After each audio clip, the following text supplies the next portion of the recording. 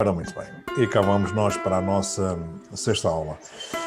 Eu ainda não tive, hoje não tive tempo de analisar as vossas fotografias, mas prometo que amanhã de manhã começo logo por aí e vou-as analisar. Mas, entretanto, gostaria de saber se há alguma dúvida, alguma questão que queiram colocar. José Franco, podia fazer voltar a fazer referência ao histograma?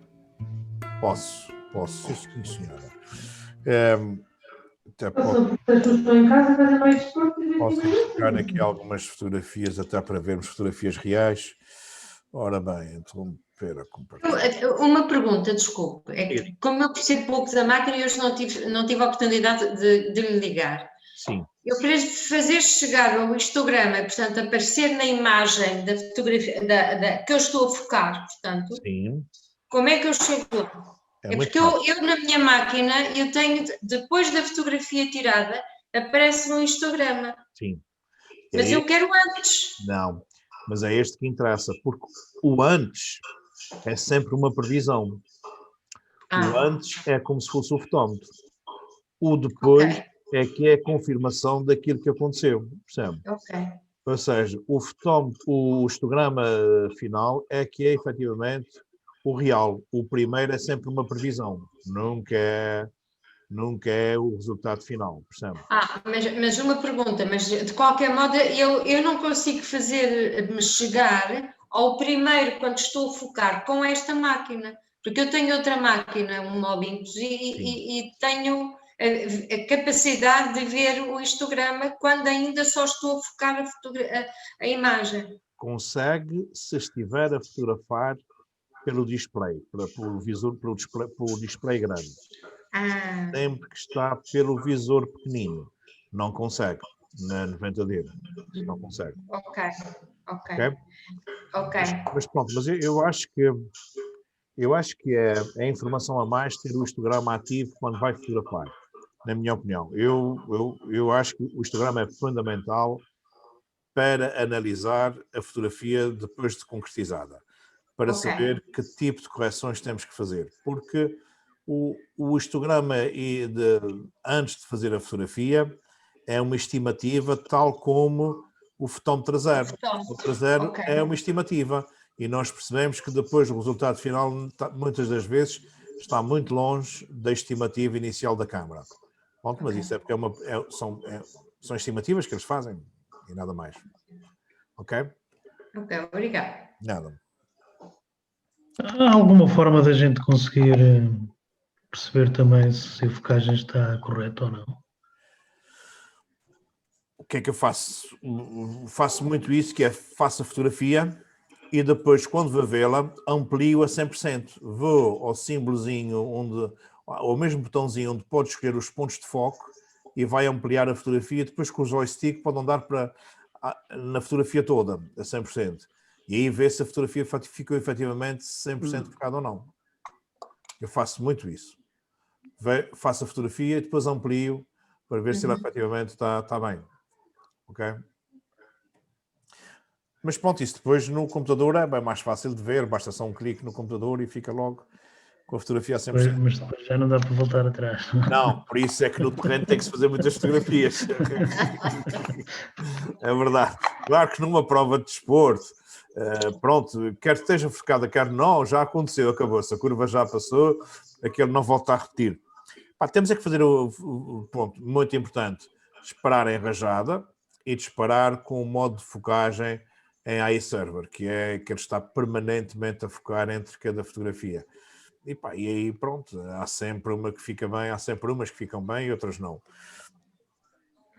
Claro que é aí que se vê a qualidade das objetivas. Quanto melhor forem as objetivas, melhores resultados de focagem nós temos. E agora, pronto, associando também às boas câmaras, que já têm o estabilizador na própria câmara, também ajuda bastante a estabilizar e a termos fotografias pronto, com resultados bem mais interessantes do que antigamente. Portanto, antigamente era bem mais difícil. E ainda sou do tempo de fazer fotografias de rally com focagem manual, quer dizer, o raço de fotografias desfocadas era muito maior. É certo, também depois ninguém via a fotografia no computador, toda a gente via em papel. E se ela não tivesse muito focadinha, fazíamos ampliações mais pequenas. Se ela tivesse muito boa, fazíamos ampliações maiores, quer dizer. Portanto, era só aquele tamanho que se via, não se via mais nenhum. Pá. Ora bem, nós hoje vamos dar uma matéria que para mim é a mais interessante da fotografia.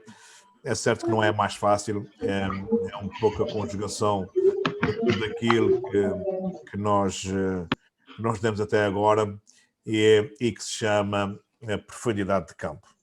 Eu não sei se algum... Já conseguem... Estão a ver já a minha... Não estão ainda, não. Acho que ainda não partilhei. O PowerPoint. Sim, já está a ver o PowerPoint. Pronto, ok. Ok. Pronto, eu gostaria de saber o que é que vocês sabem, o que é para vocês a profundidade de campo, se sabem o que é que vai condicionar a profundidade de campo, o que é que sabem sobre isso? Eu tenho a ideia que é a distância, o espaço em relação à câmara, não é? Que fica focado numa fotografia. Ok. Então, é uma zona à volta do nosso ponto de foco onde as coisas ficam focadas. É isso? Um pouco para lá e um pouco para cá, é isso? Exatamente. Muito bem. António Câmara, o que é que sabe sobre profundidade de campo? Muito pouco. Ok. Sei que é extremamente importante, mas tem alguma dificuldade em desfocar fundos e pôr a fotografia nítida e é isso mais ou menos. Ok.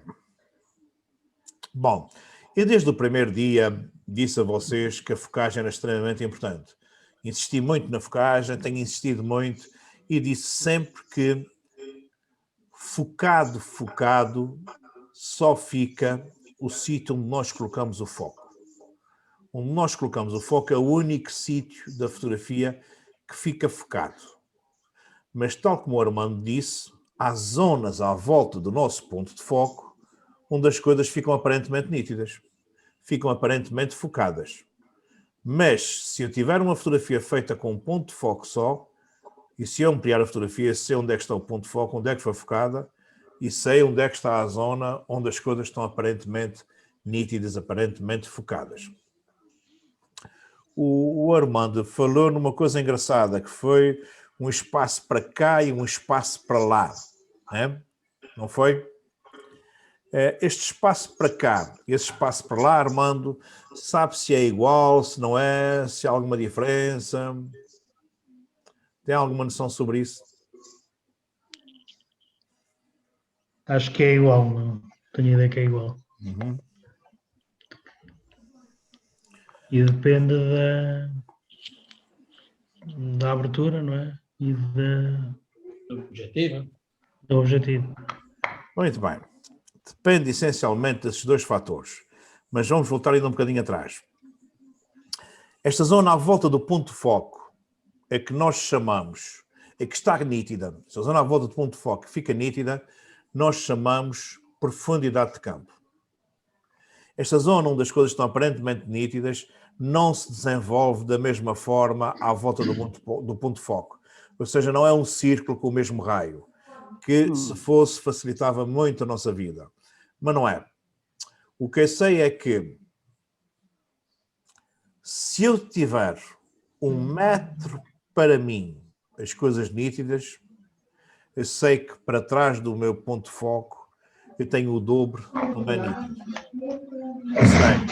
Ou seja, se o meu primeiro terço estiver nítido, eu tenho a certeza que o dobro, 2 terços para trás também estão.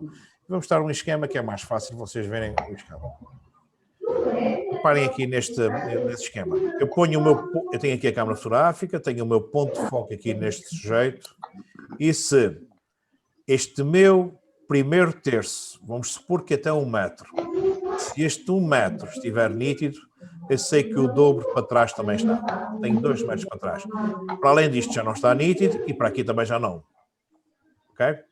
Então é uma zona elíptica à volta do meu ponto de foco, onde se o meu primeiro terço está nítido, eu sei que o dobro para trás também estará. Ora bem, então, profundidade de campo, uma zona elíptica à volta do meu ponto de foco, onde tudo fica aparentemente nítido. Esta zona elíptica não se desenvolve de igual forma à volta do ponto focal. Se o meu primeiro terço à frente do ponto de foco estiver aparentemente nítido, eu sei que 2 terços para além do mesmo também estarão.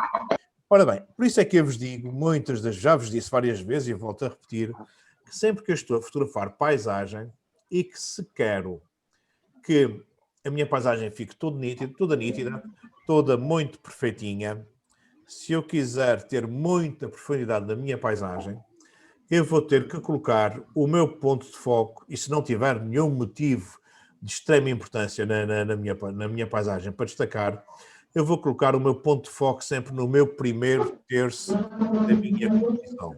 Porque se eu colocar no meu primeiro terço da minha composição, e se o meu primeiro terço depois para cá estiver bem, eu sei que o dobro também estará, e o resto é infinito, e infinito nunca fica definido, portanto não tenho que me preocupar com isso.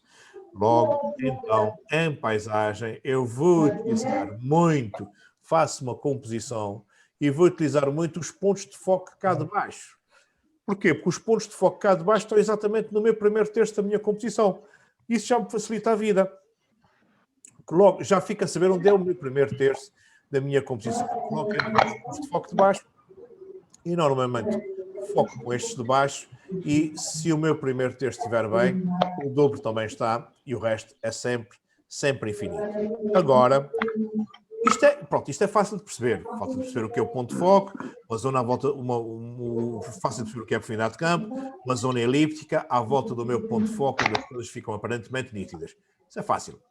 Agora, o complicado é perceber como é que eu consigo ter uma profundidade de campo tão curta, exatamente só eu tenho o meu foco, ou então conseguir estender a minha profundidade de campo até onde eu quiser, até ao infinito.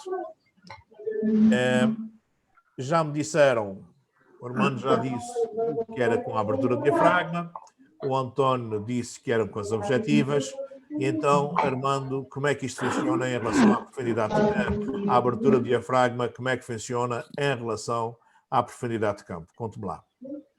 O que é que sabe sobre isso? Acho que quanto menor for a abertura, não é? Maior é o campo, maior é a profundidade de campo. E este menor abertura, o quê? Números grandes, é? Está-se a referir a isso? Sim. Uma abertura pequena, F11, F16? Sim. Muito bem. Então, isso também quer dizer que se eu utilizar uma grande abertura, números muito pequenos, 2.8, 2.0, 1.4, por defeito vou ter pouca profundidade de campo, correto? Acho que sim. Muito bem, e é exatamente isso. Efetivamente, a abertura do diafragma é a variável, a primeira grande variável que nos vai condicionar brutalmente na nossa profundidade de campo. Ou seja, se eu quero uma fotografia com muito pouca profundidade de campo, eu vou utilizar uma grande abertura da minha objetiva. Eu vou utilizar, se eu tiver uma 2.8, eu vou utilizar efetivamente o 2.8. Vou abrir completamente o meu diafragma. Isso então vem contrariar um bocadinho aquilo que eu vos disse. Não vem contrariar, porque eu disse e salvaguardei. Eu disse que quando dei a abertura do diafragma, tinha-vos dito que a função primordial e essencial da abertura do diafragma era deixar entrar luz ou não dentro da câmara fotográfica. Era impedir ou não que a luz chegasse ao meu sensor. Era para isso que serve um store. Mas também na altura disse que ela iria ter uma função primordial em termos estéticos. E então, se calhar, muitas das vezes, a função estética da minha fotografia vai se sobrepor à função de deixar entrar luz ou não.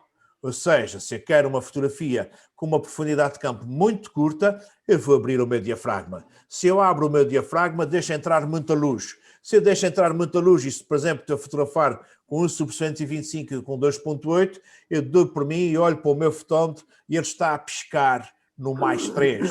E quando ele está a piscar no +3, quer dizer que eu tenho muito mais luz para além do +3. Ou seja, quer dizer que eu tenho uma brutalidade de luz que, se fizesse a fotografia, ela ficaria completamente branca. Com pouca profundidade de campo, certo, mas branca, sem informação nenhuma. Então, numa situação dessas, em que eu quero fotografar e quero ter pouca profundidade de campo, eu vou ter que consumir o excesso de luz que tenho no ambiente, eu vou ter que escurecer a minha fotografia, eu vou ter que levar o meu fotómetro a zero, mexendo na velocidade da obturação para consumir o excesso de luz, para escurecer a fotografia. Então, como é que eu faço isso? Se eu preciso de escurecer, vou rodar para a direita a minha velocidade de obturação até o meu fotómetro chegar a zero. E, de repente, dou por mim a fazer fotografias de coisas paradas, mas que pretende ter uma profundidade de campo muito curta, dou para mim a fotografar com 2.8 e, de repente, com uma velocidade de obturação de 1/1000 ou de 1/2000, porque eu tinha muita luz em excesso e, para consumir esse excesso de luz, tive que subir muitíssima velocidade. Então, numa situação dessas, eu subo a velocidade não para congelar o movimento, porque até as coisas que eu estou a fotografar o meu sujeito está parado, mas sim para consumir o excesso de luz que existe no ambiente, de forma a poder levar o meu fotómetro a zero e conseguir fazer a fotografia com um bom equilíbrio de luz. Então, nem sempre eu mexo na velocidade para congelar o movimento, mas sim para consumir excesso de luz ou não, consoante o tipo de profundidade de campo que eu pretendo. Sempre que eu quiser fazer uma fotografia com muito pouca profundidade de campo, eu vou fotografar com grandes aberturas. 2.8, 2.0, 1.8, se for o caso disso. Sempre que eu quero fazer fotografias com a profundidade de campo QB, em que as coisas estão todas aparentemente nítidas, eu vou fotografar muito entre o 5.6 e o f11 e vai depender muito da distância focal. E sempre que eu quero uma profundidade de campo imensa, em que tudo fique perfeito, eu vou fotografar com um f14, um f16, um f22. Já repararam que sempre que nós fazemos fotografias de cascatas, sempre que viram fotografias de cascatas, em que para eu conseguir fazer o letoso, preciso fechar muito o meu diafragma, preciso fotografar com f22, depois escurecer muito a fotografia, depois sim ir buscar uma velocidade muito baixa. Todo esse tipo de fotografias normalmente dão uma profundidade de campo infinita, em que tudo está perfeito, tudo está nítido. Porquê? Porque estamos a fotografar com f22 e temos sempre muita profundidade de campo com aberturas muito pequenas.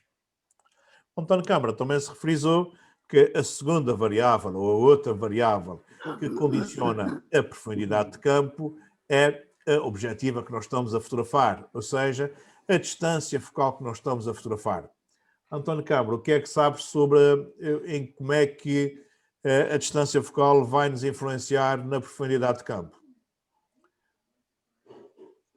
Talvez na nitidez da fotografia, quer dizer, por exemplo, com uma lente de 50 mm, que é que eu usei, não é? Sim. A gente vai ter que ficar um bocadinho longe do objeto que vamos filmar. Daí vai variar na profundidade de campo, vai variar um bocadinho, né? Eu não estou habituado também a fotografar com a 50 mm, embora tenha também uma lente. Eu filmo mais com as grandes angulares. As grandes angulares deixam aproximar mais do objeto, não é? E a gente, não sei qual é a profundidade de campo que devo usar, mas estava aí a falar até a 22, não é? Desde o F11 até o F22, que é o máximo. Vai depender também da luz, não é? Não sei bem explicar isto. Alguém quer dar uma chega aqui a como é que a distância focal vai influenciar a profundidade de campo?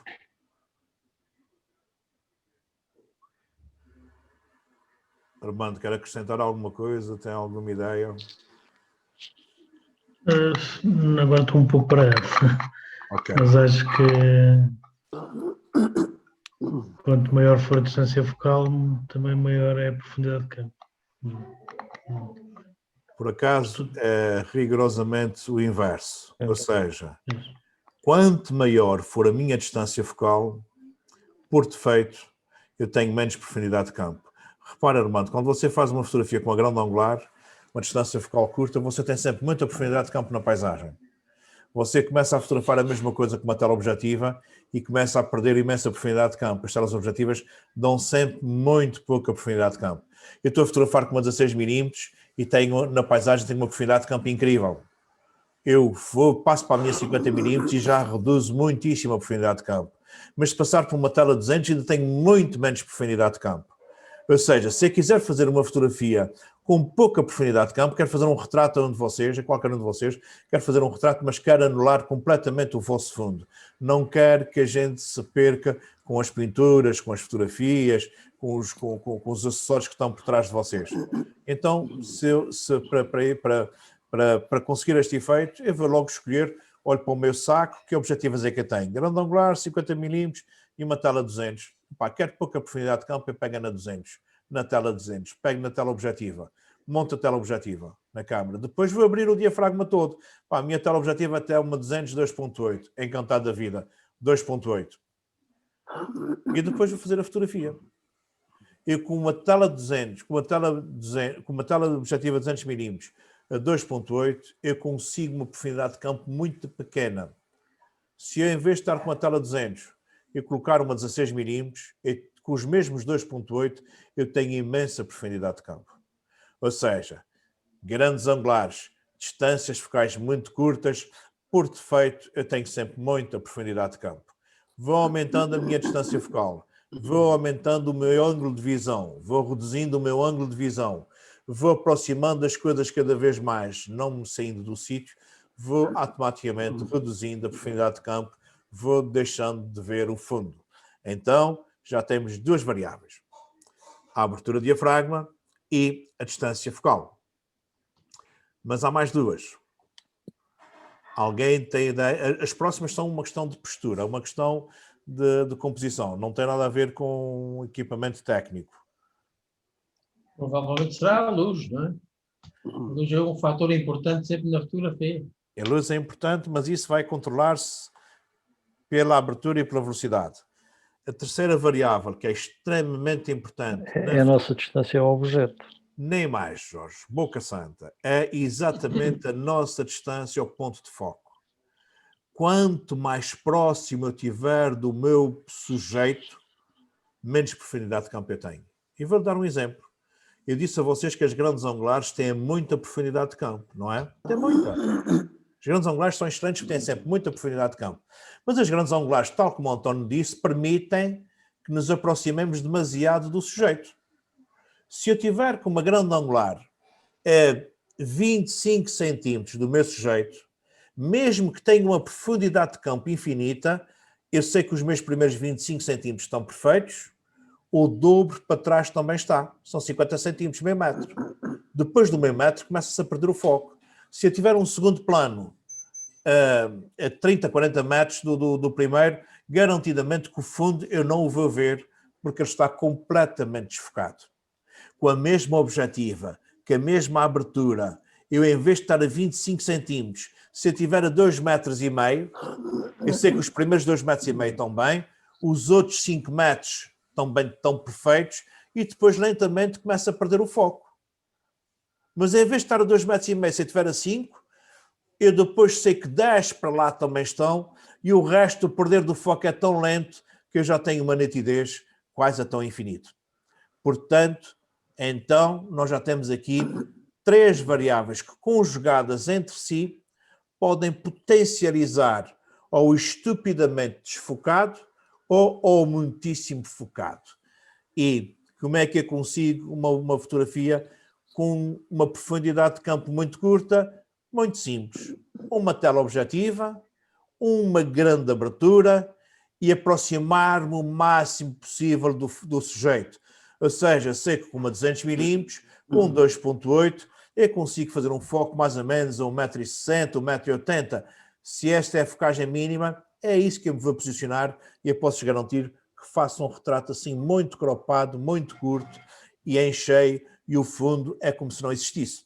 Completamente desfocado.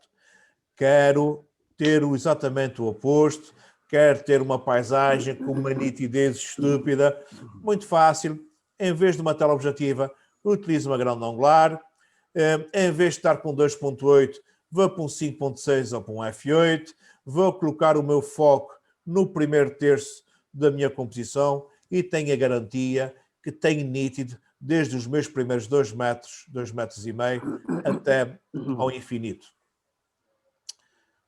Há uma quarta variável que não vem nos livros, que é da minha autoria, mas que eu acho que é pertinente e faz todo o sentido e, portanto, eu uso sempre, que é, eu se quiser uma profundidade de campo muitíssimo curta, estupidamente curta, eu vou utilizar uma tela objetiva, eu vou utilizar uma grande abertura, eu vou-me aproximar o máximo possível do meu sujeito e vou-me colocar numa posição de forma a que o meu segundo plano esteja o mais longe possível do meu primeiro plano.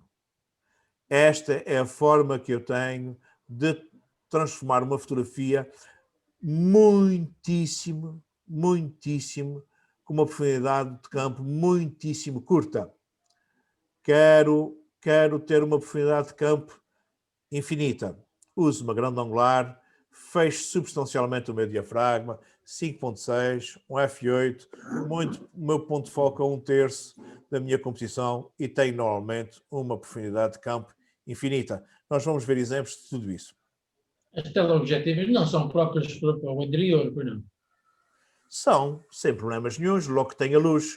O grande problema, António, é que nós não nos A podemos... distância focal é muito maior. Sim, é verdade que sim, mas, por exemplo, António, imagina, vamos supor que você está numa sala, uma sala grande, e vai fotografar uma noiva e quer fazer um retrato bonito, curta ela.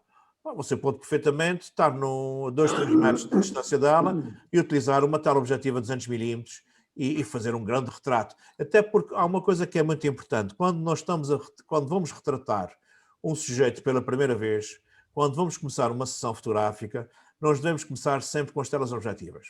E porquê? Para quebrar o gelo. Se eu tenho um modelo para fotografar, eu vou começar a fotografar sempre primeiro com uma tela 300 ou com uma tela 200, sempre a 3, 4 metros de distância do meu sujeito, para ele não se sentir incomodado por ter ali uma coisa tão próxima. E vamos fazendo fotografias, vamos conversando, vamos dando dicas, vai arrodando, vai mexendo, um sorriso, levanta o rosto, põe-se mais assim, põe-se mais assado, e vai-se quebrando o gelo. Ao fim de 5 minutos de fotografias, já fiz 20, 30, 40 fotografias, aí já posso reduzir para uma 50mm e começar a fazer fotografias já a 2, 3 metros de meu corpo, não sei o quê, e já nos vamos aproximando e vamos ganhando aquele intimismo que é fundamental estabelecer entre o fotógrafo e o sujeito, sob pena das fotografias ficarem demasiadamente artificiais. Isso leva-se tempo, António, leva-se tempo a quebrar esse gelo. Por isso, a quebra do gelo, se começarmos com as teleobjetivas, pode ter a certeza que ajuda e facilita muito na fotografia de retrato de pessoas. Mas para não colocar muitas objetivas na mala, que pesa sempre muito, então para os joelhos ainda é pior, qual é o material que aconselha então para a gente fazer um casamento? Oh, António, você está na altura exatamente de arranjar um pupilo. Ou seja, como você tem bom material, você pode fazer um contrato Mas com como ele. eu não cobro nada das fotografias, eu não posso pagar. Não, você não precisa de pagar. Você vai dizer aí, olha, eu vou durar mais 10 anos. E você, durante esses 10 anos, vai acartar o meu material e aprender umas coisas comigo. Epá, e quando partir, fica com o material. Pá, pronto. E o gajo vai rezar para que você... Sim, mas marque uma partida o mais rápido possível. Não tem pressa nenhuma, para não ter problema nenhum. Tudo bem. Mas no mínimo, para fazer uma reportagem de casamento, por exemplo, quais são as objetivas que aconselham? É simples. Dentro daquilo que você temos a igreja, temos a casa dos noivos, temos depois o banquete, enfim.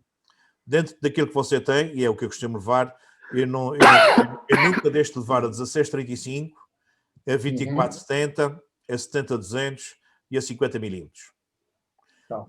E você... Pá, pronto, mas é um bocadinho pesado, é certo que sim, mas também há umas mochilas, António, que são trollers. Há umas mochilas especificamente de fotografias que têm as rodinhas e é um pequeno troller. E que ajuda muito, pronto, facilita muito a vida ajuda. Em sítios planos, ok? Portanto, pode-se aconselhar, a Low Pro tem essas mochilas com troller. Essas 4 objetivas eu nunca deixo de levar. E porquê? Você vai dizer, mas para que levas a 50mm quando tu tens a 24-70 que te cobra os 50mm? É simples. A 24-70 A tem que... técnica é 24-70, que é Diga. obrigatória para qualquer fotógrafo profissional. Sim, a 24-70 é a melhor objetiva, tanto da Canon como da Nikon. 2.8. Sim, 2.8 2.8 é a melhor objetiva. para dentro da igreja, enfim, vais mais Sim. escuro. Mas, por exemplo, António, eu com a 2.8 na igreja, eu nunca fotografo a 2.8. Eu nas igrejas eu fotografo sempre Não é para dispensar o flash, não é? Eu fotografo sempre F4 e 5.6. Eu nunca fotografo a 2.8.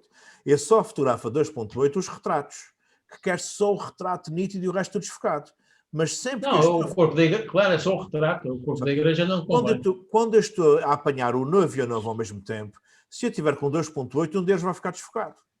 Nós podemos estar com um F4 ou 5.6. Senão ele fica desfocado. Um deles fica desfocado. Portanto, temos de ter muito cuidado Se em for um não local muito abusar... escuro, Temos de ter cuidado em não abusar das grandes aberturas por causa da profundidade de campo, sob pena de nós termos depois o desgosto de eu começar a reclamar, pai, sempre só ela, e eu, porque é que eu nunca tenho fotografias nítidas? Não pode ser, quer dizer, a gente sabe que damos sempre primazia às noivas, mas os noivos também têm que ficar paga o bonitos. noivo. Tem que ficar mais ou menos, senão como é que é? Pois, mas a gente quer ter o máximo de objetivos, se a gente pagou por 2.8, a gente... Mas, António, nós pagamos o 2.8 para coisas específicas. Você também pagou pelo F22 e nunca está no F22, pá, percebe? Claro. Nós temos que perceber, eu já disse isso quando falei nas objetivas, mas volto a repetir. O 2.8 é muito importante, não por ser 2.8, mas sim por ser para ser 2.8, tem que ter uma qualidade de vidros nas lentes que compõem a objetiva excelentes e que dão um recorte de excelência, por serem muito luminosas. Não é para nós estarmos a fotografar sempre na máxima abertura, mas nem nada que se pareça, sob pena de termos realmente muitas fotografias com profundidade de campo muito curta e não ser o resultado que nós pretendemos. Agora, como ele estava a dizer, eu levo sempre a 50mm para situações que quando pretendo ter sempre então uma profundidade de campo exagerada. Se eu pretendo fazer um retrato com uma profundidade de campo muitíssimo exageradamente curta, então coloco a minha 50mm para poder ir ao 2.0 ou mesmo até 1.8, se for caso disso. Ora bem, então vamos passando aqui mais alguns esquemas para nós percebermos como é que isto... Então, fazendo um pequeno resumo daquilo que nós dissemos, a abertura do diafragma, quanto maior é a abertura, menor é a nossa profundidade de campo. Isto é a primeira grande variável que vai condicionar a nossa profundidade de campo. E este esquema aqui resume bem isto. Reparem que eu tenho aqui 2.8, grande abertura, deixa passar muita luz, mas tenho uma profundidade de campo muito curta, só este bonequinho é que está focado. Vou fechando o meu diafragma, vou impedindo a luz de entrar, tenho sempre muito menos luz, mas vou ganhando uma brutalidade de profundidade de campo. Reparem que aqui está tudo já focadíssimo. Para se manter a mesma luminosidade nestas várias fotografias, tive que ir compensando na velocidade. Sempre que fechei o meu diafragma, tive que baixar na mesma proporção a velocidade para a luz ficar equilibrada.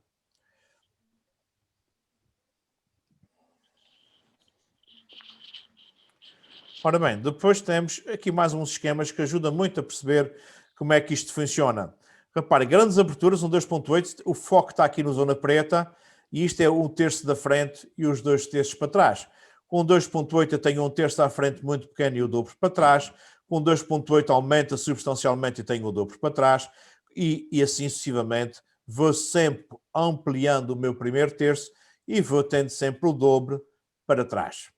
Mas eu não percebi como é que a gente, este terço e estes 2/3, como é que a gente sabe que se é 1 metro ou 2 metros? Não sabes, mas vamos lá ver uma coisa. Vamos voltar atrás.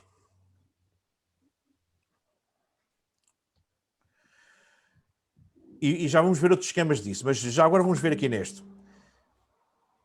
Ao fotografares e ao veres depois a fotografia, se tu viste que esta pessoa ficou nítida e esta não ficou, a que estava ainda mais próxima de ti não ficou, mas se esta ficou, esta distância que tu podes calcular mais ou menos, olhando para lá, vai ser 1 metro, 1,5 metro, tu sabes que tens o dobro para trás e repara que esta última também não ficou. Tu depois de fazeres a fotografia, que vais ampliar a fotografia, tu vês o que está focado e o que está desfocado. Tu consegues ver isso. E o que tens é que saber, se não apanhaste o grupo todo, se com o F4 não apanhaste o grupo todo, então tens que passar para um 5.6 ou para um F8. Mas nós vamos ter, já vamos ver nos esquemas seguintes, nós vamos ter referências para tudo. Para todo o tipo de objetivo e distâncias, nós temos valores muito que nos ajudam e já vais ver como. Ok.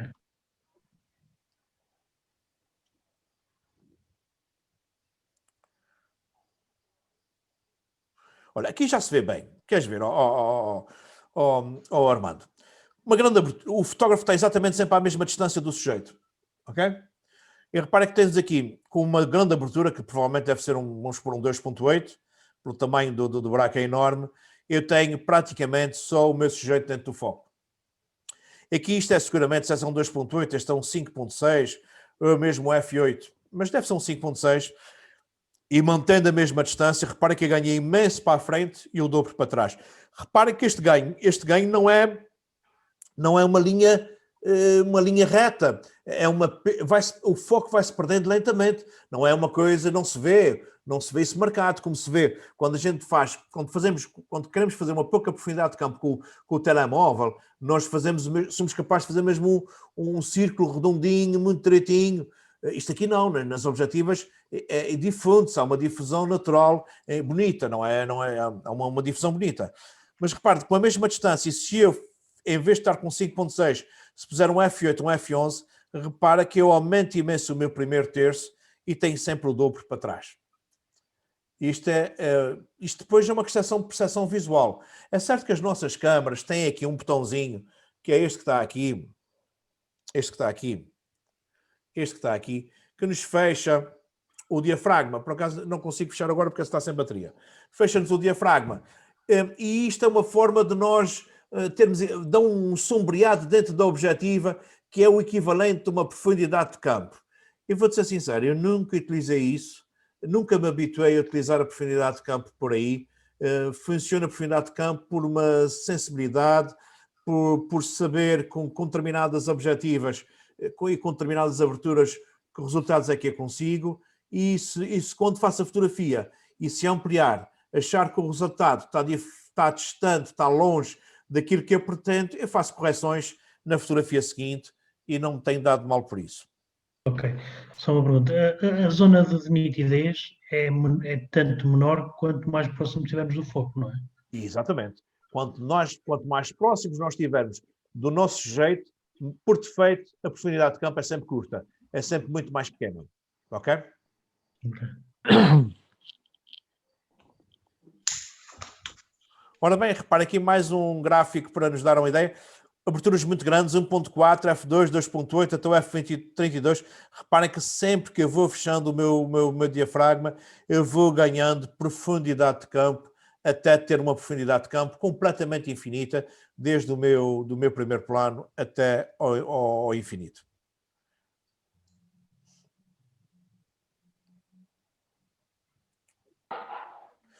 Este gráfico também é engraçado porque compara muito a abertura, a quantidade de luz e a quantidade de profundidade de campo.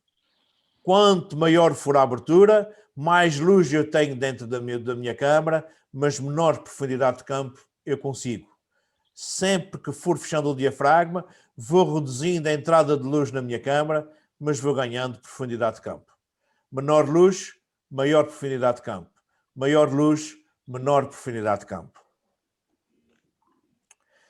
Isto é um esquema também, umas fotografias que eu fui buscar à net, que acho que são bem exemplificativas disto. Reparem, com 2.8, o foco está sempre no primeiro ovo, a composição é sempre a mesma.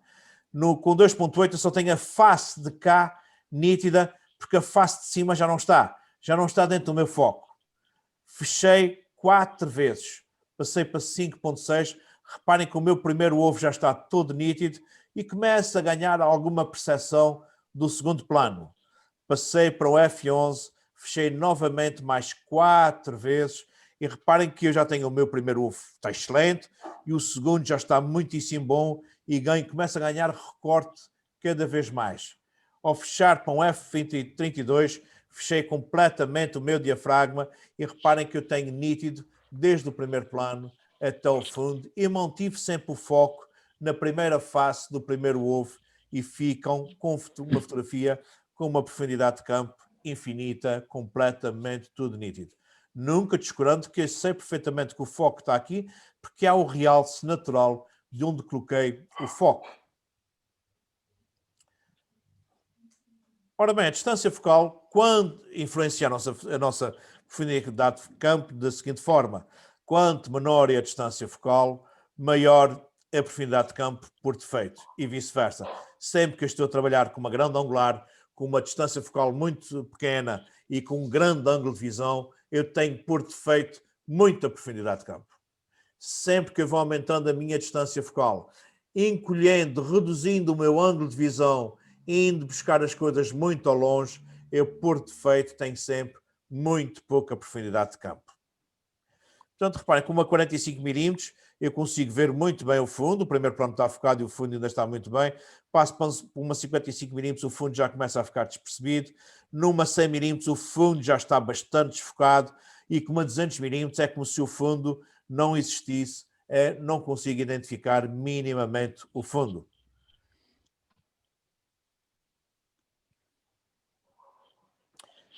Este esquema que eu vos quero mostrar, eu gosto muito dele. Acho que ele é muito claro. Vai-nos dizer como é que a profundidade de campo se altera consoante a abertura e, ao mesmo tempo, com a distância focal. Reparem que eu mantendo um 2.8 e ir mudando só de objetivas, eu sempre que estou com uma grande angular com 2.8, eu tenho uma profundidade de campo entre os 2,75 m e os 7,65 m. Ou seja, tenho aqui 5 metros em que eu tenho tudo nítido. Mas se passo de objetiva de 25 mm para 50 mm, ou seja, de uma grande angular para uma objetiva normal, com a mesma abertura de 2.8, a minha profundidade de campo reduz bastante. Ou seja, já só começa nos 3,25 m e acaba nos 5,25 m. Encolheu bastante.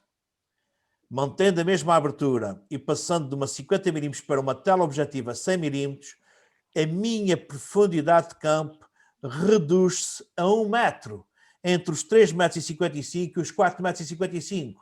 Antes dos 3,55 m está tudo desfocado, depois dos 4,65 m tudo desfocado fica.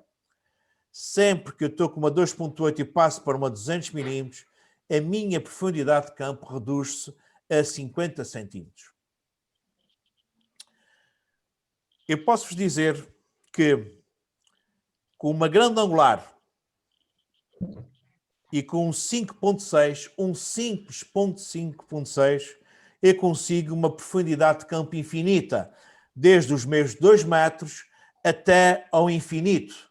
Ou seja, sempre que eu estou a fotografar paisagem, se eu puser o meu ponto de foco no meu primeiro terço da minha composição, eu sei que a partir de 2 metros até ao infinito tudo está nítido. Mas se eu quiser a mesma profundidade de campo com uma 50 mm, eu sei que já terei que fotografar com F8, com F11, 4 vezes menos luz. Ou seja, eu para com uma 50 mm conseguir a mesma profundidade de campo que eu consigo com 5.6, com uma 25 mm, eu preciso de um F11. Ok? E se tiver como objetivo a 100 mm, para conseguir a mesma profundidade de campo, já preciso de uma abertura de F22. Tem que ter muita luz para conseguir fazer uma fotografia com F22 e com uma velocidade de 1/125. Claro que... Então, diz, Armando? Se tivermos como objetivo a 200 mm e tivermos o nosso sujeito a 8 metros, sim, já não vamos conseguir... não, conseguimos. Já não está dentro da distância focal. Não. Se o nosso objetivo, se tivermos uma 200 mm e o nosso sujeito está a 8 metros, eu sei que 25 centímetros para cá e 30 e tal para lá estão nítidos. Porque ele tem 50 centímetros de intervalo de distância focal, mais ou menos a 3 metros e a 4 metros. Se forem 8 metros, estes 50 centímetros já se ampliam. Já se ampliam provavelmente para perto de 1 metro. Ou seja, tem pelo menos 1 metro ali em que as coisas estão bem. Porque não se esqueça, Armando, que a profundidade de campo vai variar consoante a abertura, consoante a distância focal e consoante a nossa distância ao sujeito. Ok? Então este quadro aqui é para uma distância... De 4 metros. De 4 metros. Não diz metros. aqui, mas é Tá de 4 metros, comparando, vem daqui que temos só meio metro.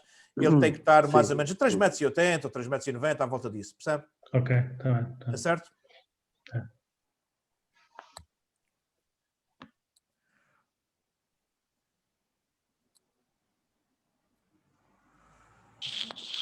Ora bem, ainda vai condicionar à aproximação ao sujeito, que é aquilo que nós estávamos a dizer, que já dissemos várias vezes, mas está aqui novamente reforçado. Quanto mais próximo eu estiver do meu sujeito, menor profundidade de campo eu consigo por defeito. Portanto, se quer ganhar mais profundidade de campo, vou ter que afastar o meu sujeito da minha câmara, vou ter que afastar o meu ponto de foco. A profundidade de campo, portanto, é condicionada também pela aproximação ao sujeito, que era aquilo que nós estávamos a falar. E esse esquema, por acaso, é fantástico, Armando, para perceberes aquilo que eu estava a dizer. Repara que eu estou com uma 50 milímetros e com 5.6. E vou fazer fotografias com 3 distâncias. Uma a 1 metro, uma a 2 metros e outra a 4, salvo erro. Quando eu estou a 1 metro... Porquê é que tu não... Porquê é que tu não queres funcionar agora? Reparem, quando eu estou a 1 metro, eu tenho a profundidade de campo só reduzida à flor. Estão a ver? Quando eu passo para 2 metros de distância, a minha profundidade de campo aumenta bastante. Um bocadinho para a frente e o dobro para trás. E quando eu passo para 4 metros, eu já começo a apanhar o meu jardim todo. Estão conseguindo ver a diferença? Eu acho que esse esquema demonstra muito bem aquilo que eu estava a dizer em relação à variação da profundidade de campo só condicionada pela aproximação ao sujeito. Estamos a fotografar com a mesma objetiva, com a mesma abertura e só nos deslocando ganhamos ou perdemos imensa profundidade de campo. Conseguem perceber essa diferença? A profundidade de campo é difícil, não estou dizendo que não, mas era perfeitamente perceptível. Portanto, é uma questão de nós termos isso muito bem esclarecido nas nossas cabeças e eu posso chegar ao tiro. Acaba Neste caso, se não nos pudéssemos deslocar, teríamos que fechar o diafragma. Mexer na abertura do diafragma, sem dúvida. Mexíamos na abertura, tínhamos margem de manobra para isso. Ou então mexíamos na distância focal, mudávamos de objetivo ou tínhamos um zoom, certo? São os três quando nós queremos, desculpa lá, quando nós queremos apanhar um grupo, um retrato com muitas pessoas, um grupo de pessoas, a gente tem que se afastar para elas ficarem todas dentro da objetiva. Isto é equivalente a este, mais ou menos, este exemplo que está a dar aqui, não? Sim, é mais ou menos isso. Bom, para já, mas aí é tem que se afastar para ir buscar o grupo todo. Temos que nos afastar para apanhar todos. Depois, se tivermos com uma grande angular, devemos deixar uma margem aos lados para as pessoas não ficarem deformadas, porque ficam muito gordas as pessoas que ficam nas pontas. E depois num grupo com F4 e uma grande angular e com F4, aquilo fica tudo perfeito. Eu nunca utilizo F2.8 para grupos, nem para coisas que eu preciso de alguma profundidade de campo. Eu vou tentar com o F4. Tenho tentado sempre com o F2. Eles dizem que está muito bom, mas se calhar o F4 está bom. Fica melhor ainda. E se estiver no interior com pouca luz e não puder usar o flash, fica o ISO? Só para o ISO. Só para o ISO. É para um grupo, eu diria o flash para o teto.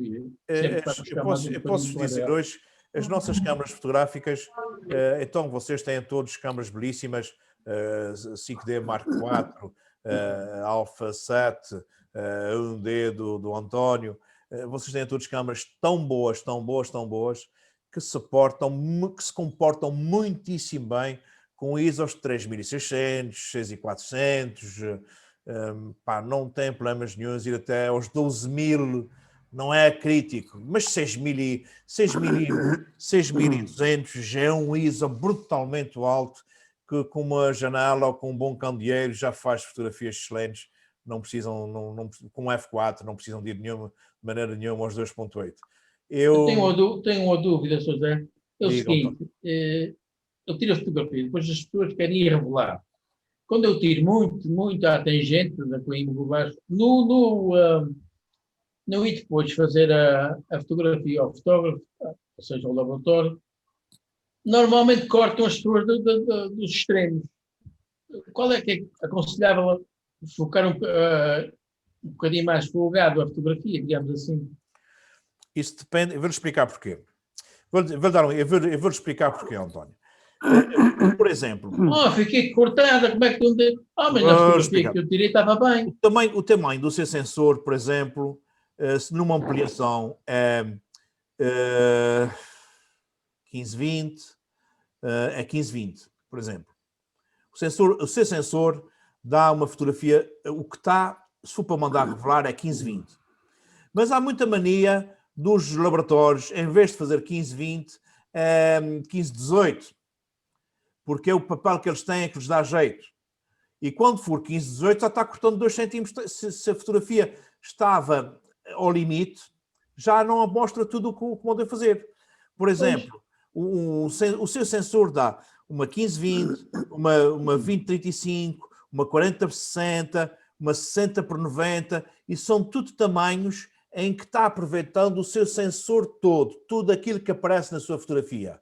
Se no laboratório, em vez de fazerem uma 60-90, se fizer uma 60-70, já vai cortar nos lados. Portanto, já não vai aparecer tudo. E muitas das vezes não existe essa sensibilidade de quem vai ampliar, de quem vai imprimir em papel, de imprimir exatamente no tamanho que o ficheiro tem e passa a imprimir naquilo que lhes dá jeito em termos de papel, em termos de plotters que eles têm, que lhes dá jeito para aproveitamento de papel. Neste caso tem que chamar a atenção de quem vai fazer a fotografia. Ora, quem não quer que me cortem a fotografia. Claro que sim, rigorosamente. Tem que chamar a atenção. Eu quero que isto saia exatamente como está, sem crops, qual é o tamanho que isto dá. Você pergunta qual é o tamanho que isto dá. E você depois decide se quer uma 15-20, se quer uma 20-30, se quer uma 30-45, percebe? Isto devia ser válido para qualquer tamanho, não é? Claro que sim. Eles têm que manter a proporção que está do ficheiro. E muitas das vezes não mantêm porque lhes dá jeito de imprimir para a rentabilização do papel, do tamanho, dá-lhes jeito em tamanhos sem ser aquele que nós pretendemos, até porque muitas das vezes as molduras que estão pré-concebidas e que estão à venda não estão exatamente nos tamanhos dos nossos sensores. Estão ainda muito formatadas ao tamanho que se imprimia antigamente. E, portanto, se for para imprimir para o tamanho das molduras, dá sempre cortes. Imagine que a pessoa já tem a moldura, percebe? Eu quero essa fotografia, mas peça a moldura. A moldura não está na proporção do seu sensor e, portanto, vai ter que haver cortes. E ninguém quer fazer molduras à medida porque são mais caras. Enquanto que nós vamos ao chinês e compramos uma moldura por 5 ou 7 euros, se formos a uma casa da especialidade fazer uma moldura para o tamanho que nós pretendemos, se for feita à medida, em vez de ser 6, 7 euros ou 10, custa 25, 30 euros. É certo que a qualidade é completamente diferente, foi feita à nossa medida, foi feita ao nosso gosto, mas as pessoas hoje em dia estão muito renitentes em dar valor, às vezes, a essas pequenas coisas e preferem ir por mais barato e depois dão aquilo para os fotógrafos que cortaram na fotografia, percebe? Os fotógrafos é que pagam sempre com tudo. Explicado, obrigado. Nada. Ora bem, ainda voltando a fazer aqui algumas comparações que eu acho que poderão ser bastante explícitas para aquilo que nós estamos a falar. Nós estamos aqui 3 esquemas em que estamos sempre a fotografar com uma 70mm, o nosso sujeito varia, ou está a 10 metros, ou então tem distâncias variáveis, e a nossa abertura está na casa do f8, ou também é variável. Este primeiro exemplo os fotógrafos estão todos, os modelos estão todos à mesma distância do fotógrafo, eles estão todos com uma 70mm e o modelo está tudo, o sujeito está tudo a 10 metros. Se eu utilizar um 2.8 com o meu sujeito a 10 metros, repare que eu tenho uma profundidade de campo simpática, mas tudo está desfocado para a frente e para trás.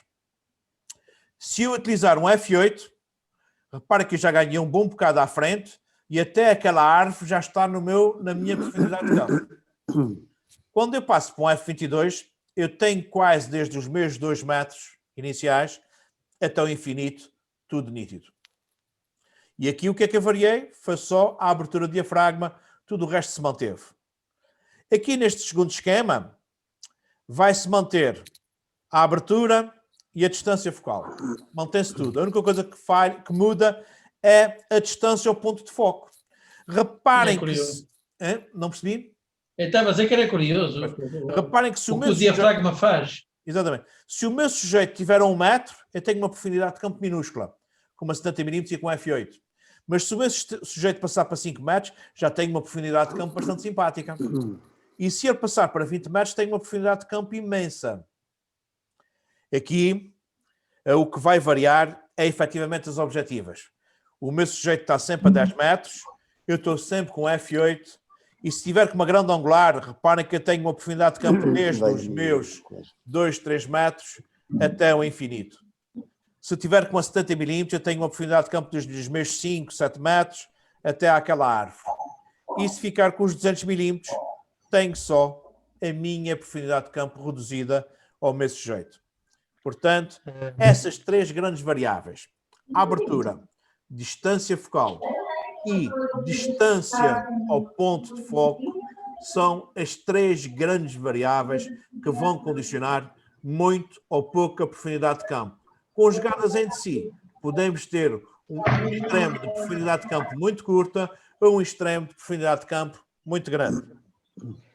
Zé, nesse diapositivo anterior, sim, já vamos... ok.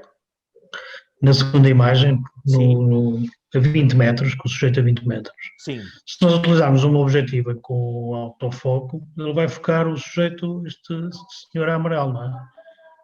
Sim, este amarelo, sim, o que é que tem? Se utilizar uma... Mas a objetiva vai focar, vai fazer o autofoco no amarelo, não é? No amarelo, exatamente, rigorosamente. Como é que isso depois faz variar a profundidade de campo? Fica igual? É? Faz variar porque o sujeito está a 20 metros de nós. Está muito longe. Quanto mais longe estiver o meu sujeito, mais profundidade de campo eu tenho por defeito. Quanto mais próximo o ponto de foco estiver de nós, eu tenho sempre por defeito muito pouca profundidade de campo. Então, mas ele aqui, por exemplo, nisto que eu estou a referir, não deveria ser 1 terço para a frente e 2 terços para trás? Não. Sim, mas o 2 terços para trás é infinito. Percebe? Eu não sei, ele tem para trás o dobro da profundidade de campo que tem para a frente. Eu só não sei o que é que está para trás. Se é uma montanha que está a 10 km, não está, percebe? Não sei. Ok? Eu sei que tenho o dobro para trás. Vamos só pedir-lhe aqui, em relação ao seu quarto fator, com estes bonecos consegue ilustrar? Não, mas posso lhe dar um exemplo. Por exemplo, e vou dar exemplos de fotografias disso. Mas, por exemplo, vamos fazer uma fotografia a uma flor. Eu faço uma fotografia a uma flor. Se eu estiver a fotografar a flor de cima para baixo, mesmo com a profundidade de campo muito curta, em que só a flor fica focada, eu vou ficar com um desfoque do fundo do que é o jardim, que é um emaranhado de cores.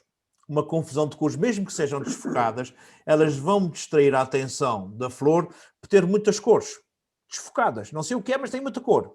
Se eu fizer a mesma flor, em que o fundo, em vez de ser o jardim, se eu puser numa posição em que o fundo é a encosta que está a não sei quantos quilómetros, ou mesmo até o mar que está a 300, 400 metros, ou o céu que está no infinito, eu vou ter só uma cor uniforme de fundo, completamente desfocada, em que não me distrai absolutamente nada do primeiro plano. Okay. Por isso é que é muito importante, principalmente, Francisco, em flores, em animais, em retratos, nós devemos ter um imenso cuidado em que o fundo seja sempre o mais clean possível para não me distrair. Por exemplo, uma das coisas que me confunde imenso nas fotografias de casamento é que os noivos têm sempre uma grande tendência, os fotógrafos clássicos, de levar os noivos para um jardim, para fotografar aquelas fotografias de tipo estúdio. E vão para os jardins e vão pôr debaixo das árvores, com flores, sempre com muita coisa, com muita verdura à volta, muito próxima, que por vezes provoca superposições extremamente desagradáveis, que não são bonitas, que não são estéticas, que não são bonitas. Uma boa fotografia de noivos de ar livre fica giro. numa pastagem, numa praia, num jardim com uma parede clean, em espaços em que, muito minimalistas, em que não me desvia a atenção dos noivos. Porque o que é importante são os noivos e não o jardim para onde eles estão a fotografar. Mas há sempre quero ir para aquele jardim XPTO, porque é o jardim dos casamentos. E isso Os próprios noivos é que pedem. claro que sim, António, eu sei que sim. Mas os noivos não percebem nada de Eles fotografia. querem ser as flores do jardim. Exatamente. Eles querem ser as flores. E depois o jardim é tão bonito que eles nem são as flores, nem são nada. Passam a ser uns trombolhos que ficam no meio do jardim. O que estraga... Portanto, aqui no quarto exemplo que o Zé está a dar, está a dar valor ao sujeito aqui, desculpe lá, o quarto exemplo, o terceiro, ao sujeito de amarelo, está a valorizar o sujeito. Está só a focar o sujeito. Sempre, não, estou a valorizar o sujeito. Pois, Exatamente. está Eu a excluir tudo mais. Nem mais. Sempre que excluí o resto eu estou a valorizar o meu sujeito. Absolutamente de acordo. Ok. Ora bem, e por último, a separação de planos, que era aquilo que o Francisco estava a colocar. Quanto maior for a distância entre o meu primeiro plano e o segundo, menor profundidade de campo eu consigo e tenho um efeito estético sempre muito mais interessante. Ora bem, então, a profundidade de campo vai ser condicionada exatamente pela abertura do diafragma. Quanto maior a abertura, menor profundidade de campo eu tenho por defeito. Pela distância focal. Quanto maior a minha distância focal usada, por defeito tenho menos profundidade de campo. Aproximação ao sujeito. Quanto mais próximo eu estiver do sujeito, quanto mais próximo eu estiver do meu ponto de foco, menor profundidade de campo eu tenho por defeito. E a separação dos planos. Sempre que eu tenho um segundo plano o mais longe possível do primeiro, eu consigo uma profundidade de campo muito mais curta e bem mais interessante. Ora bem, eu vou-vos mostrar aqui, eu vou interromper esta partilha para vos mostrar aqui uma página da internet que eu encontrei e que achei um monte de piada e que acho que funciona muito bem para nós percebermos todo esse triângulo de exposição. E porque é que ele ainda não apareceu? Já tinha... Eu tenho sempre uma imensidade de coisas abertas, peço desculpa. Mas é a minha forma de trabalhar, não consigo trabalhar de forma diferente. Por isso é que eu trabalho sempre com dois monitores ao mesmo tempo, porque... Ora bem, estou a ver aqui a partir de uma câmara fotográfica, um simulador, em que eu tenho aqui o meu fotómetro, posso trabalhar com TV, com AV ou com manual. Vamos diretamente para o manual. Eu tenho aqui o meu obturador, portanto a minha velocidade de obturação, tenho aqui a minha abertura de diafragma e tenho aqui a minha sensibilidade do suporte, ok? Isto, teoricamente, estou com o fotómetro mais ou menos a zero, mas posso pôr mesmo a zero para nós termos aqui uma garantia de que... Não, ele aqui está mesmo zero, está sim, senhor. Estava a zero mesmo. Está aqui, temos o menos 2, o mais 1, está zero, está assistindo. Muito bem. Repara que nós temos aqui uma fotografia comum, um ISO 50, uma abertura 5.6, uma velocidade de 1/60. Pronto, isto eu até posso estar com tripé, portanto não tenho que me preocupar se vai ficar tremido ou não. Eu só tenho que me preocupar com a boa exposição, que está bem exposta, e tenho que me preocupar com o fundo, se quer mais ou menos profundidade de campo. Ora bem, eu vou começar por olhar para essa fotografia e eu quero menos profundidade de campo. Se eu quero menos profundidade de campo, se eu quero que a lâmpada fique sozinha e o resto não se consiga perceber, o que é que eu devo fazer? Diga, Armando, não percebi. Está sem som. Não percebi, Carolina, diz? Abrir o diafragma. Abrir o diafragma. Muito bem, então vamos abrir o diafragma. Eu vou passar do 5.6 para o F4. 1, 2, 3. Reparem que ficou mais desfocado, não é? Mas ficou muito claro, não foi? Então tem que fazer o quê? O que é que eu tenho que fazer? Mas tem que ir ao outro Ir lado, à não é? velocidade. Tem que ir à velocidade e compensar, não é? E fazer os mesmos 3 cliques no sentido contrário, correto? Então vou lá, 1, 2, 3. E reparem que eu fiquei com a mesma exposição, mas esta está mais desfocada do que a anterior. Então não está. Quer desfocar mais? Diminuiu o fundo, a imagem ficou melhor. Claro. E se ainda passar para 2.8, 1, 2, 3, vou à velocidade 1, 2, 3, e reparem que ainda está igual a exposição, mas ainda mais desfocado. Pois. E assim sucessivamente, percebe? Até desaparecer o fundo. Até desaparecer o fundo. E posso fazer 1, 2, 3, 1, 2, 3, e reparem que o fundo quase que já não existe. Temos Mas que se fizerem ainda compensar mais, sempre com o mesmo tamanho. 1, 2, 3, 1.4. A objetiva 50 milímetros que o António tem e que custou 1.600 euros. É para isso que serve. Reparem que eu não tenho fundo, é como se não existisse. E tenho a Sim. primeira face completamente nítida. Certo? E ainda podia mais. E aí é possível pôr 3, aquele fundo, possível 1.000 pôr o euros. fundo preto. 5.000 euros está aqui. Aqui foi barato, mas isto seriam preciso 5.000 euros para ter uma objetiva de 1.0. E reparem que o fundo é como se não existisse fundo. Mas estava a dizer qualquer coisa, António, que eu não percebi? Eu estava a dizer que se a gente colocar aquele objeto com um fundo preto, consegue-se mesmo, o fundo fica sempre preto, não é? Ah, sim. Se for em Ou cima está do colocado aí acelerador, ou está colocado aí num fundo castanho, parece. sim, num deck de uma... Num deck de uma, Sim, mais ou uma menos. Mas se a varanda. gente colocar num fundo preto, ainda vai sobressair a imagem com Mas, o mas objeto. ainda posso aqui ainda fazer outro exercício, que é, eu estou a fazer uma fotografia, por exemplo, vamos por hipótese,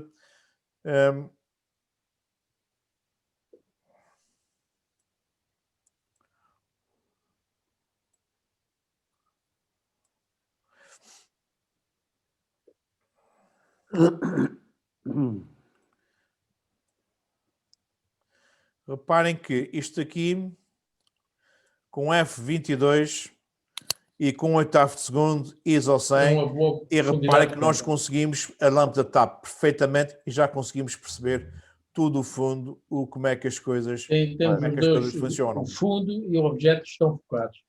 Portanto, isto é um bom simulador, vocês têm isso no PowerPoint, é um bom simulador para vocês praticarem, em vez de estar com a câmara, podem ir praticando aqui, ir vendo logo os efeitos, mudando para o AV, o TV, enfim, poderem fazer as vossas brincadeiras e experimentarem e mudando com os ISOs e ir variando até, pronto, verem como é que isto funciona. Ora bem, continuo voltando a partilhar agora o PowerPoint.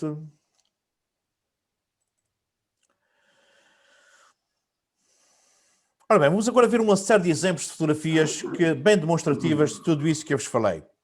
Reparem que nós temos aqui uma fotografia feita com uma tela 300, uma tela objetiva, com F8. Um F8, uma tela objetiva, é já uma boa profundidade de campo, ou seja, faz com que dê boa profundidade de campo, mas mesmo assim, reparem que eu pus o meu ponto de foco aqui e só aqui é que está focado. Tudo isto está desfocado, tudo isto está desfocado. E digo mais, isso até é uma fotografia da treta, mas é para vos mostrar, o meu ponto de foco não devia estar aqui, devia estar pelo menos aqui, na ponta do remo, que fazia muito mais sentido. Mas não, foi aqui e a profundidade de campo foi tão curta que tudo isso ficou desfocado, o que perde a piada. Aqui nesta já foi...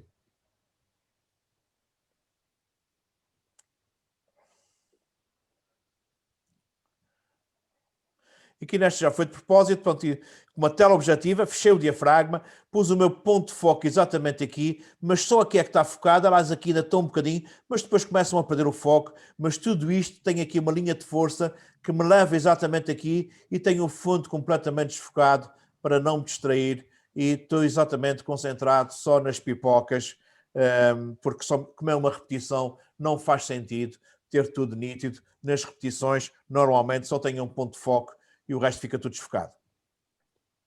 Qual é a distância ao objeto? Só fazer uma Muito ideia. próxima. Devo estar para aí 2,10 m, 2,20 m, estou muito próximo, estou nos limites, exatamente para estar aquele intimismo muito forte. Aqui estou com uma 200 mm e repara que isto é nas festas de Santo Cristo, onde há umas promessas, onde se carrega muitos ciros muito, muito pesados.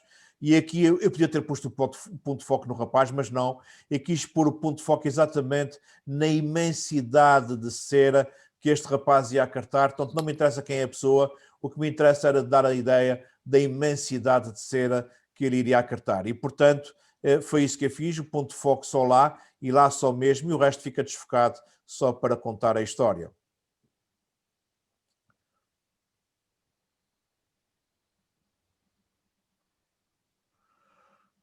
Isto é outra vez lentões. Ora bem, isto é a parte de cima da geotermia, onde se produz energia elétrica com os vapores que eles vão buscar com água que sai muitíssimo quente de lençóis magmáticos. E reparem que isto é uma repetição, é um padrão, não faz sentido nunca estar tudo focado. Foquei-me no meu primeiro terço, no meu primeiro graficamente que achei interessante. O logo antes já está um bocadinho desfocado e depois começa a perder o foco, e eu, ao reparar que não tem nada para lá, volto-me atrás e concentro-me exatamente aqui, porque é aqui que está o foco, e é para isso que serve a profundidade de campo curta, é para nos concentrarmos em determinados pontos de interesse. Esta é mais uma fotografia também de uma das procissões de Santo Cristo. Pronto, para os que não são dos Açores, não conhecem bem esta realidade, mas este caso em particular é interessante porque, só por uma nota de curiosidade, os militares açorianos que foram para a Guerra do Ultramar, muitos deles prometeram que, se regressassem do ultramar com vida e saúde, que levariam até o resto da sua vida, na procissão de Santo Cristo, o seu peso em cera, em círios. E, portanto, este senhor já tem muita idade, seguramente. Essa fotografia já tem e agora que não há procissão, como é que se paga a promessa? Pois, é verdade, o ano passado não houve. Mas sabe que as pessoas que pagaram a promessa na mesma, as pessoas que foram fazer a Claro. na mesma. Mas este senhor... Esta fotografia tem para aí já uns 6 ou 8 anos, penso eu, ou se calhar mais. Está muito boa. Está muito boa. Mas este senhor já deviam ter para aí uns 80 anos na altura. A fotografia está excelente. Obrigado. Este senhor já devia para aí uns 80 anos. Reparem que ele já não consegue levar sozinho, já tem vários apoios. Não, mas até o semblante da pessoa, com o peso que tem às costas, está refletido na cara dele. Um sofrimento incrível. Está muito expressivo. Um sofrimento incrível. E, portanto, aqui dá-se... E a gente consegue fazer essa leitura toda porque não nos distraímos com o resto.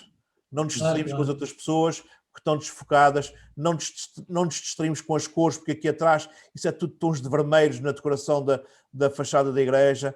Por estar a preto e branco, não nos distraímos com as cores e, portanto, torna-se uma fotografia extremamente forte à custa disso.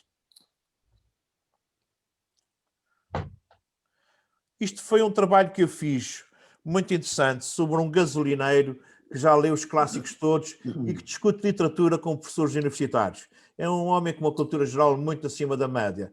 E então o Dr. António Teotão de Almeida, da Universidade de Brown, que conheço, passava férias lá em casa da família, ele fez um artigo sobre este gasolineiro para o jornal, para a revista Ler, e então eles depois pediram para eu fotografar o gasolineiro para ilustrar o artigo. E reparem, pronto, aqui a minha intenção era centrar-me nas obras que ele lia e não no gasolineiro. Claro. E, portanto, centrei-me nas obras, ele fica lá com profundidade de campo curta, mas QB, percebendo-se quem é a pessoa, percebendo-se quem é uma pessoa, mas não me distraindo com mais nada e centrando-me exatamente nos livros. Nós, quando estamos a fazer... Por exemplo, Armando, quando você está a fazer uma prova de rally, uma rampa, você se quiser ilustrar bem a sua história, é interessante fotografar pilhas de pneus, é interessante fotografar pormenores da assistência, é interessante fotografar pormenores de um fato, é interessante fotografar, por exemplo, um capacete em cima do capô e o resto tudo desfocado, sei lá. Esses pequenos pormenores fazem-nos contar a história, enriquecem-nos uma história sem usar tanta redundância só de carros, percebe? Isso para os pormenores, os desfoques ajudam brutalmente a contar a história sem nos cansarmos. Portanto, eu gosto muito desse tipo de pormenores. Mas é preciso andar muito em cima dos sujeitos. Sim, é preciso, pronto. Mas, pronto. Temos que ser criativos, não é? Temos que ser criativos. Mas é isso, acho que aí também para não cair na monotonia de ser sempre a mesma coisa. Nem mais. Por isso, mas pronto, isso é que também você leva várias objetivas e tem que circular, pronto. Porque às vezes os espaços antes e depois da prova são até às vezes muito mais fascinantes do que propriamente a prova. Claro que apanhar um carro a fazer slide e um slide bem feito é sempre um prazer incrível, como é lógico, para um repórter de carros é sempre um prazer incrível. Mas eu não quero de maneira nenhuma que deixe de os apanhar, porque isto é efetivamente o fundamental. mas depois puder intercalar com pormenores, até com pormenores da assistência, por exemplo, uma rapariga muito bonita, ou até vestida um pouco mais requintada no meio de tanta terra, no meio de tanto desporto, são pequenos pormenores que fazem toda a diferença. E quem diga uma rapariga também pode ser um rapaz tudo metro, tudo XPTO, porque isso também faz a diferença no meio de tanto pó. Portanto, são essas coisas que fazem a diferença depois numa reportagem para ilustrar, sei lá, nem que seja o nosso site, seja lá o que for, mas faz a diferença, percebe? Reparem porque é que eu gostei tanto desta fotografia, e esta que eu também fiz, acho uma fotografia que não tem piada nenhuma, para já perceber a cores, porque distrai-me com a camisa dele, distrai-me com o sofá, os livros perderam impacto, ou seja, ela está bem fotografada, com pouca profundidade de campo na mesma, mas esta fotografia é muito mais interessante do que esta. É certo que se isso fosse para ilustrar o perfil do Facebook aqui deste senhor, ele vai preferir essa, como é lógico, mas esta é muito mais forte para uma revista, para contar a história, para ilustrar o artigo que estava escrito. Pronto, isto é um simples secador de tabaco, são repetições, não faz sentido tudo focado, basta só um focado e o resto desfocado. Por exemplo, isso foi um trabalho que eu fiz sobre um concerto. E eu mostrei algumas fotografias do concerto e depois andei a brincar exatamente com pormenores como este. No ensaio geral, um violino, só a ponta do violino do ar focado e o resto tudo desfocado. E outras que eu vou mostrar. Esta é a fotografia que eu faço, que vos apresento com a profundidade de campo mais curta. Foi feita com a 50mm 1.4, em que o meu ponto de foco está exatamente aqui na íris do olho e nós percebemos que a pálpebra e a pestana e a pálpebra já não estão dentro do foco, já estão desfocadas, só efetivamente a íris é que está. Isso é para vocês perceberem que o ponto de foco pode-se reduzir a uma insignificância como a íris do olho. E não estou retirando a importância à íris, bem pelo contrário. Isto foi nos Picos da Europa, nós estamos a fotografar 19 fotógrafos à volta desta gralha, ou deste corvo, que é um animal migratório, mas que estão habituados a vir comer à mão. Pusemos aqui bolachas no chão, ele não saía do sítio, nós éramos 19, não precisei de teleobjetiva, com uma simples 50mm, abri o diafragma para 2.8 para a profundidade de campo ser bastante curta e dar-me o efeito de uma teleobjetiva e consegui, desfoquei o fundo. Também novamente nos Picos da Europa, estava um dia de chuva, um tempo de treta neste dia, e andei a brincar com arame farpado e este poste, um casebre ao fundo, desfocado, e dá sempre fotografias giras, desfocar os fundos, dá sempre fotografias muito interessantes. Os retratos têm que ser sempre com grandes aberturas, 50mm, 5.6, dá para mostrar o fundo, mas sem distrair com o fundo. O foco está exatamente em cima dos olhos, os braços também estão, e depois perde-se o fundo completamente, e é isso que torna os retratos impactantes. Eu disse a vocês que as grandes angulares têm sempre muita profundidade de campo, sempre mesmo com 2.8, elas têm muita profundidade de campo. O ponto de foco desta fotografia está exatamente aqui, subentendi que os atacadores seriam os olhos das botas, a ação das botas, e reparem que isto aqui já não está focado, e muito menos ali. E já não está porquê? Já não está porque eu estou a 25 centímetros, 20 centímetros das botas, estou a cheirar o cholé das botas, ou seja, elas ficaram, reduz brutalmente a profundidade de campo. Reparem que aqui percebe-se perfeitamente o exagero das grandes angulares. Exageram imenso o primeiro plano em relação ao segundo. Reparem que a segunda bota é muito mais pequena do que a primeira. Só porque ela exagera as perspectivas, as grandes angulares, faz lembrar aquelas botas do Gato das Botas, eu sei, aquela bota enorme, gigantesca, e isso é exagerado, exatamente, esse exagero é-nos dado pela grande angular, o que torna as fotografias muito impactantes.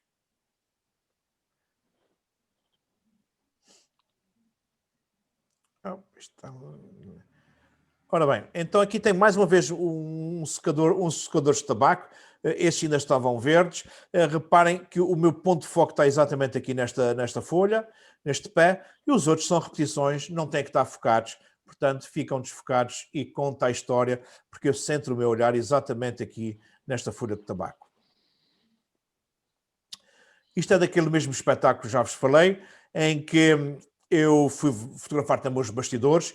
Este era um solista, portanto era o elemento mais importante do coro. Estava inclusivamente a aquecer a voz, e a aquecer a voz ele estava a bater o compasso na bancada. E reparem que quando eu fiz a fotografia ele ainda estava a bater o compasso e tem a mão arrastada, o que me conta muito mais história do que se estivesse parada. Portanto, é uma fotografia que eu gosto muito, apesar de ter cabeças cortadas e não sei o que e tal, mas gosto muito desta composição e do resultado final da fotografia. Este está fácil.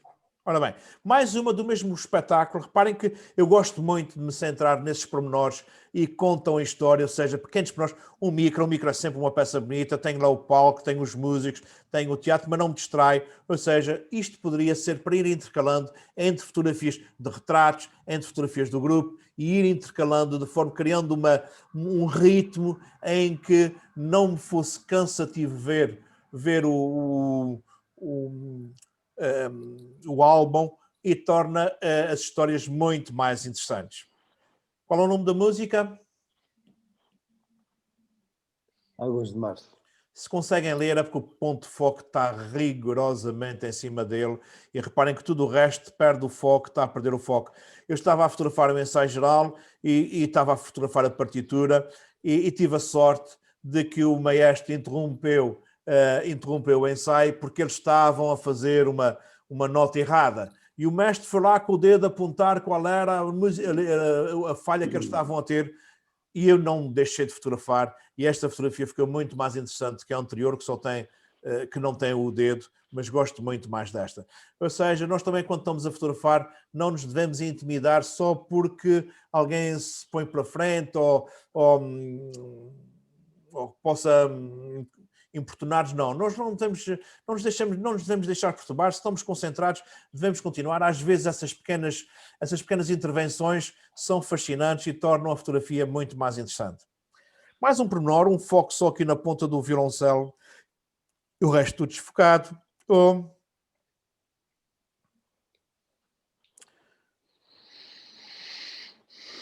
Ou aqui o espetáculo já a decorrer e eu a centro-me no solista. Claro que eu não vou fotografar essa gente toda, não me interessa, eles não vão comprar fotografias, o que me interessa é destacar o solista, poder contar a história, porque ninguém compra fotografias, portanto, eles perguntam logo quando nós estamos a fotografar, qual é o site que tu vais pôr isso, que é para depois irem lá buscar as fotografias e eles ficam satisfeitos só com as partilhas, já ninguém quer fotografias em casa.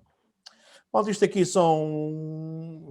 Eu adoro amendoins, gosto de contar essa história porque eu adoro amendoins, mas estava convencido, eu sabia que eles ainda não vinham torrados da planta, que eram preciso torrar, mas estava convencido que o amendoim fosse uma vaja tipo as ervilhas ou as favas, uma vaja exterior.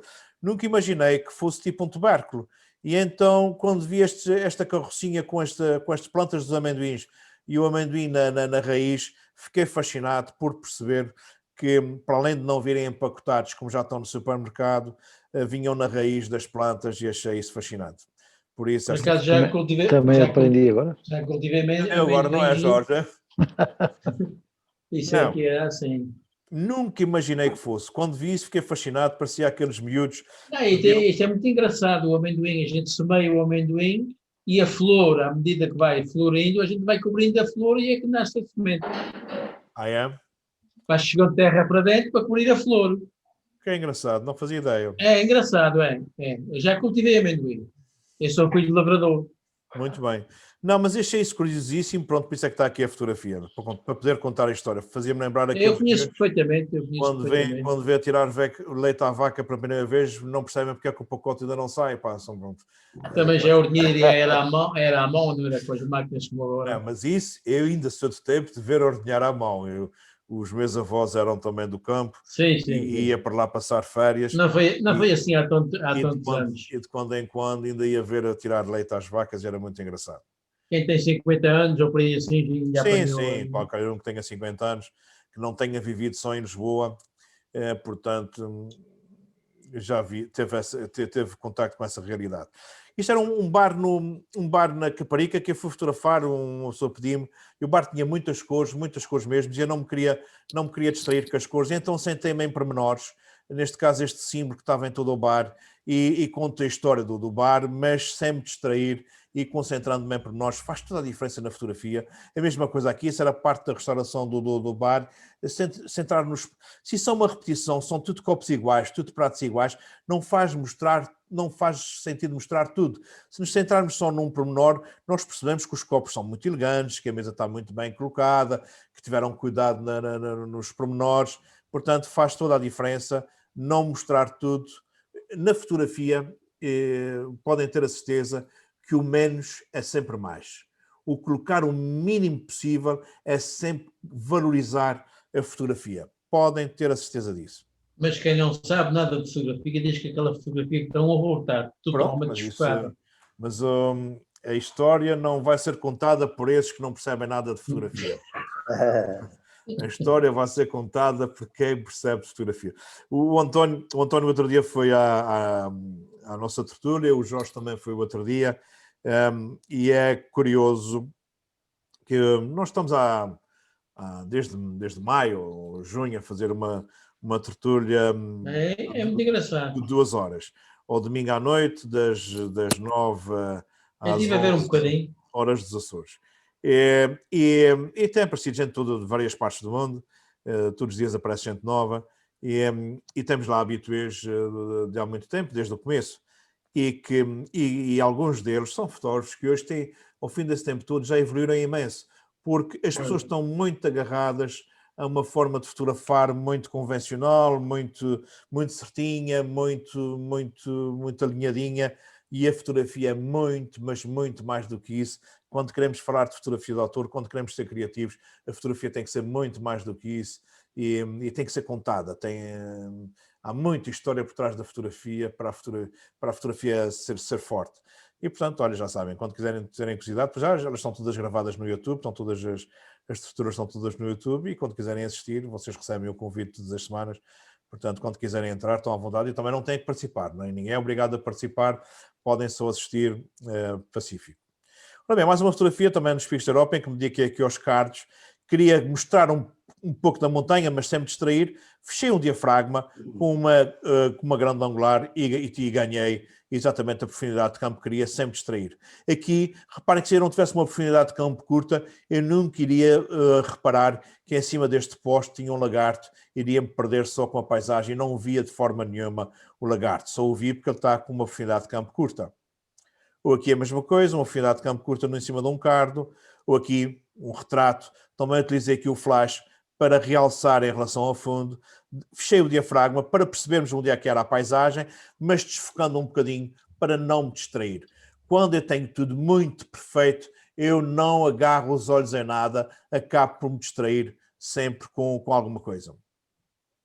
Mas pronto, eu não faço só fotografias com profundidade de campo curtas, de quando em quando também faço uns... Eu estava a pensar nisso. Não, de quando em quando também faço uns... Esta está perfeita, esta está como eu gosto, eu adoro a profundidade de campo. Esta é para tentar vender ao Presidente da Câmara, vamos lá ver se eu consigo. Pronto.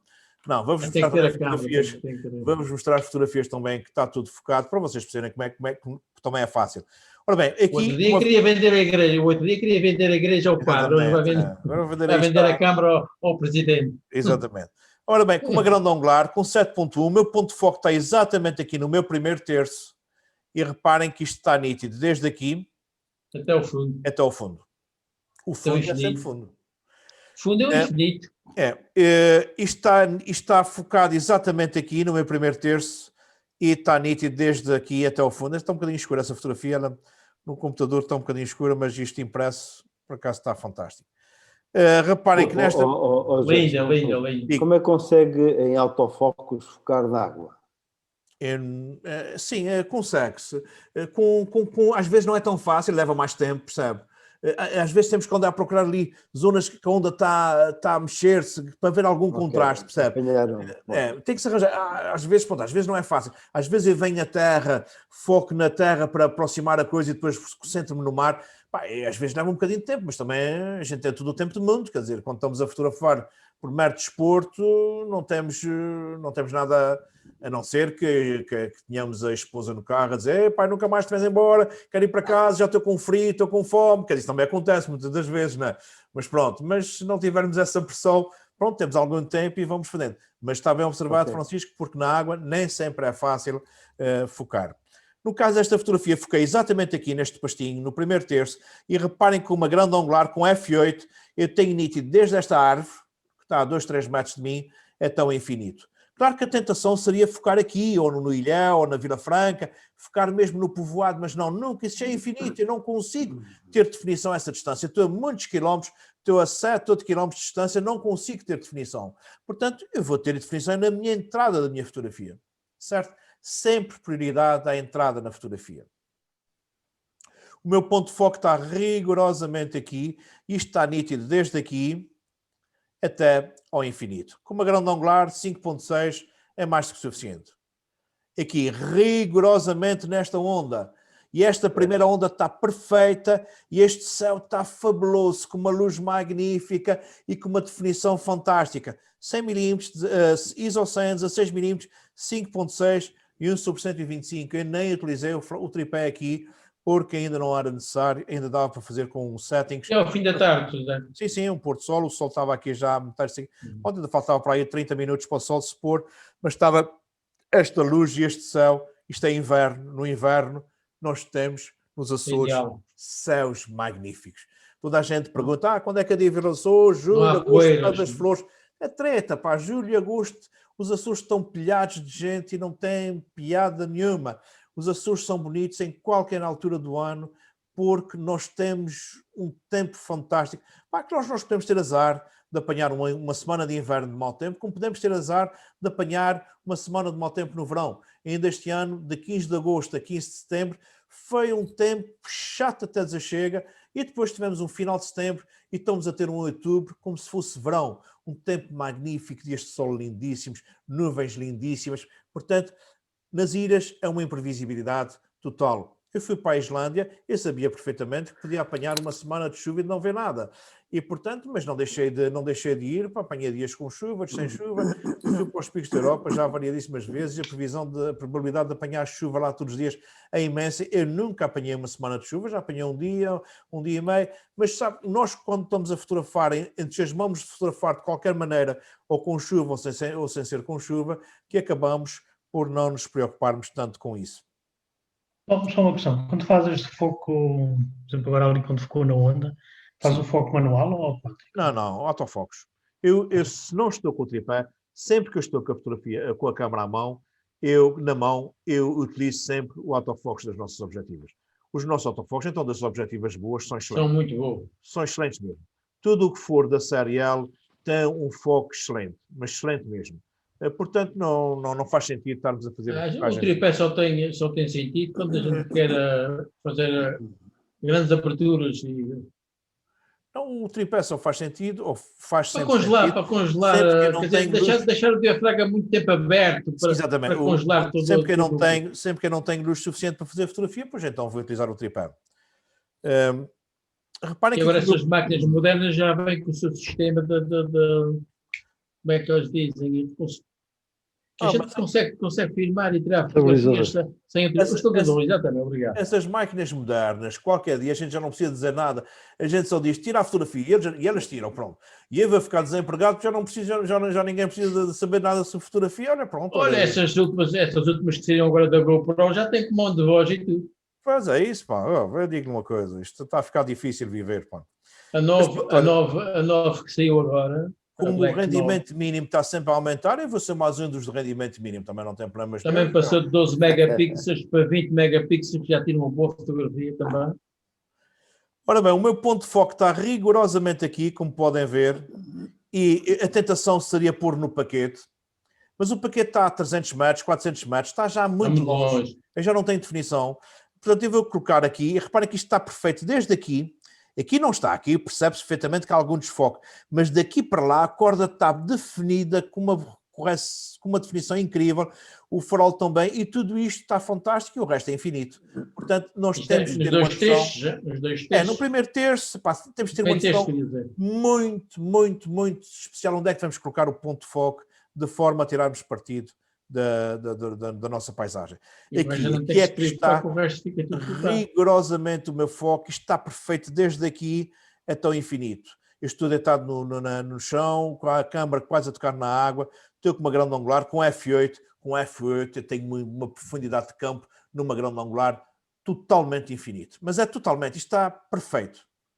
As nuvens ficaram engraçadas. A mesma coisa aqui, tenho uma 23mm com 6.3, o meu ponto de foco está rigorosamente aqui nesta zona, isto está fantástico desde aqui até ao infinito, está perfeito.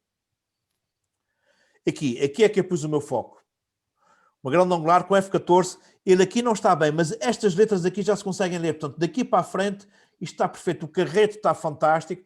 Eu pus o foco aqui porque eu queria que isto estivesse tudo muito bem, para darmos bem noção da dimensão do As mar. cores estão reais, as cores estão reais. Sim, estão perfeitas. O fio do correto é mesmo, o fio é azul. Eu utilizei aqui um truque também, que foi eu disparei um flash aqui para o carreto. Como a luz estava de frente, para isto aqui não ficar no escuro ou na sombra, eu disparei aqui um flash para realçar. Parece o foco principal até, não é? Aqui é que eu pus o meu foco. Aqui é que está perfeito. O foco está aqui. Isto está perfeito desde aqui até lá ao fundo. O infinito. Aqui é que está focado nesta zona. O meu ponto de foco está perfeito desde aqui. Aqui já não está, mas daqui para lá isto está tudo perfeito até ao infinito.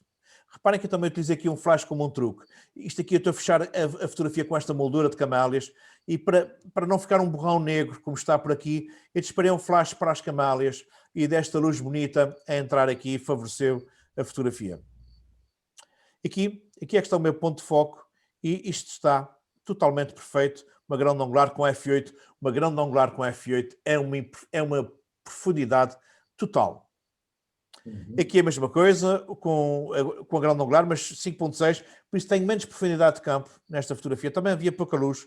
Eu foquei aqui, a muralha já não está, mas o resto está tudo perfeito, está fantástico. Aqui é que está o meu ponto de foco, com uma grande angular, e isto está tudo perfeito. Aqui é que eu coloquei o foco, isto está desde aqui até ao infinito, tudo perfeito. Foi aqui que eu foquei, isto está daqui até ao pico, fantástico. Aqui na Lagoa de Fogo, num verão muito seco, em que o nível da água tinha baixado muito, o meu ponto de foco está aqui, e isto está perfeito mais ou menos desde aqui até ao infinito. Novamente na Lagoa de Fogo, no outro verão, o meu ponto de foco está rigorosamente aqui nesta zona, e isto está perfeito desde estas pedras até ao infinito. Aqui é que está o meu ponto de foco, e isto está perfeito desde aqui até lá fora. Aqui é que está o ponto de foco e tudo isto está perfeito. Aqui, nesta zona, o meu primeiro plano, o António Campos está perfeito e as montanhas também estão. Aqui é que está o meu foco e está perfeito desde aqui, das primeiras pedras até lá ao fundo. Aqui é que eu coloquei o meu foco. Não coloquei nele porque ele está de costas, não faz sentido. Foi aqui e está perfeito desde aqui e até lá. E colocando aqui, ganhei muito mais profundidade de campo no fundo do que se tivesse colocado nele. Isto é na Baía de São Lourenço. Olha, essa é para ti, Joana, tirada do lado oposto à descida dos carros, portanto, pelo trilho. Eu gosto muito de ir a este mirador. Pronto, sobe-se um bocadinho, é um bocadinho, pronto, mas nada do outro mundo. Mas gosto muito de ir aqui, já fui aqui muitas vezes, já tirei muitas fotografias. E esta por exemplo, eu queria fazer um retrato ao rapaz, um bom retrato dele, queria que se percebesse onde é que estava, mas sem se distrair com a paisagem. E então eu utilizei uma 50mm, para ele ficar em grande plano, mesmo bem apertado. Fechei bastante, um F11, para ganhar alguma profundidade de campo, mas como eu estou muito próximo do ponto de foco, fica sempre o fundo desfocado, reconhecendo-se onde é que é, mas sem me distrair com o fundo. Aqui novamente em Santa Maria, também com uma 50mm, fechei bastante, um F11, porque queria que se percebesse onde é que estávamos, mas sem me distrair, ou seja, com o fundo ainda desfocado. Um pormenor, esta plantinha está exatamente projetada sobre o mar para não me distrair com o fundo, ou seja, ela fica realçada. Se ela estivesse sobreposta com esta encosta, ficava feia, já não ficava tão bonita. Aqui mais uma fotografia com uma 50mm, com 7.1, na Lagoa do Congro, em São Miguel, uma lagoa muito bonita, mas que estava com muito nevoeiro, não se viu outra margem, e portanto centrei-me aqui o ponto de foco no meu sujeito. Este primeiro plano está tudo muito bem e o resto fica em regime de Aiki, ou seja, completamente rebentado, porque eram nevoeiros e reforça esse nevoeiro e não se vê do fundo, não me faz diferença. Eu ando muito numa fase de fotografar dualidades, paralelismos, confrontos. Não, cada vez mais estou cansado da fotografia de paisagem. É a matriz das Lajes das Flores. É a matriz das lajes. Ando muito numa fotografia de conceptual e muito a comparar paralelismos. Aqui é o confronto do ser humano e o divino, ou a religião, seja lá qual for, que só fazem sentido se existirem pessoas. E, portanto, o ponto de foco está exatamente em cima da pessoa e a Igreja está em regime de Aiki, a estourar-se, a esbater-se, para lhe retirar a importância em relação à humanidade. Aqui é a mesma coisa, um regime de Aiki com nevoeiros muito rebentados, horizonte quase que não se vê, novamente o confronto do humano e o militar e a justiça ou a opressão, enfim, aquilo que nós quisermos. Eu humanizo muitas das vezes as minhas fotografias com o meu chapéu, portanto uma imagem de marca, anda sempre comigo e muitas das vezes quando eu quero humanizar eu utilizo o meu chapéu. Isto é uma igreja que não me interessa qual é a igreja, por acaso é das Lajes, mas não me interessa. Aqui o que me interessava era esta comparação entre o humano e o divino, este peso, este confronto, este despico entre humano e divino, e onde nos centrarmos, eu continuo-me a centrar no humano, ou seja, por isso pus o meu ponto de foco no chapéu, e a igreja pode ser uma qualquer, o que interessa são as pessoas. Foi mesmo propositadamente. Sim, foi propositadamente, foi composto para isso. Da mesma forma que começa também o peso da justiça ou dos homens em relação à igreja ou de relação a... Aliás, aqui são duas formas de opressão, pronto, mas os canhões acabam sempre por vingar e por se impor. José, uma pergunta. Diz Carolina. Ai, desculpa, eu estou sem a câmera um bocado mal. Não tem. Estas últimas fotografias, Sim. Se fôssemos a ver esta fotografia, por exemplo, a cores, Sim. Esta fotografia seria supostamente uma fotografia com uma exposição demasiado grande, ou seja, como está muito grande. Ela está sempre demasiadamente exposta, ela está subexposta, Okay. Ela está com o histograma completamente encostado à direita e só ficam bem a preto e branco, a cores não fica bem. As fotografias subexpostas a cores ficam muito desagradáveis. Porque depois tu não vês, no céu tu não vês brancos, tu vês alguns azuis, e isso desvia completamente a atenção.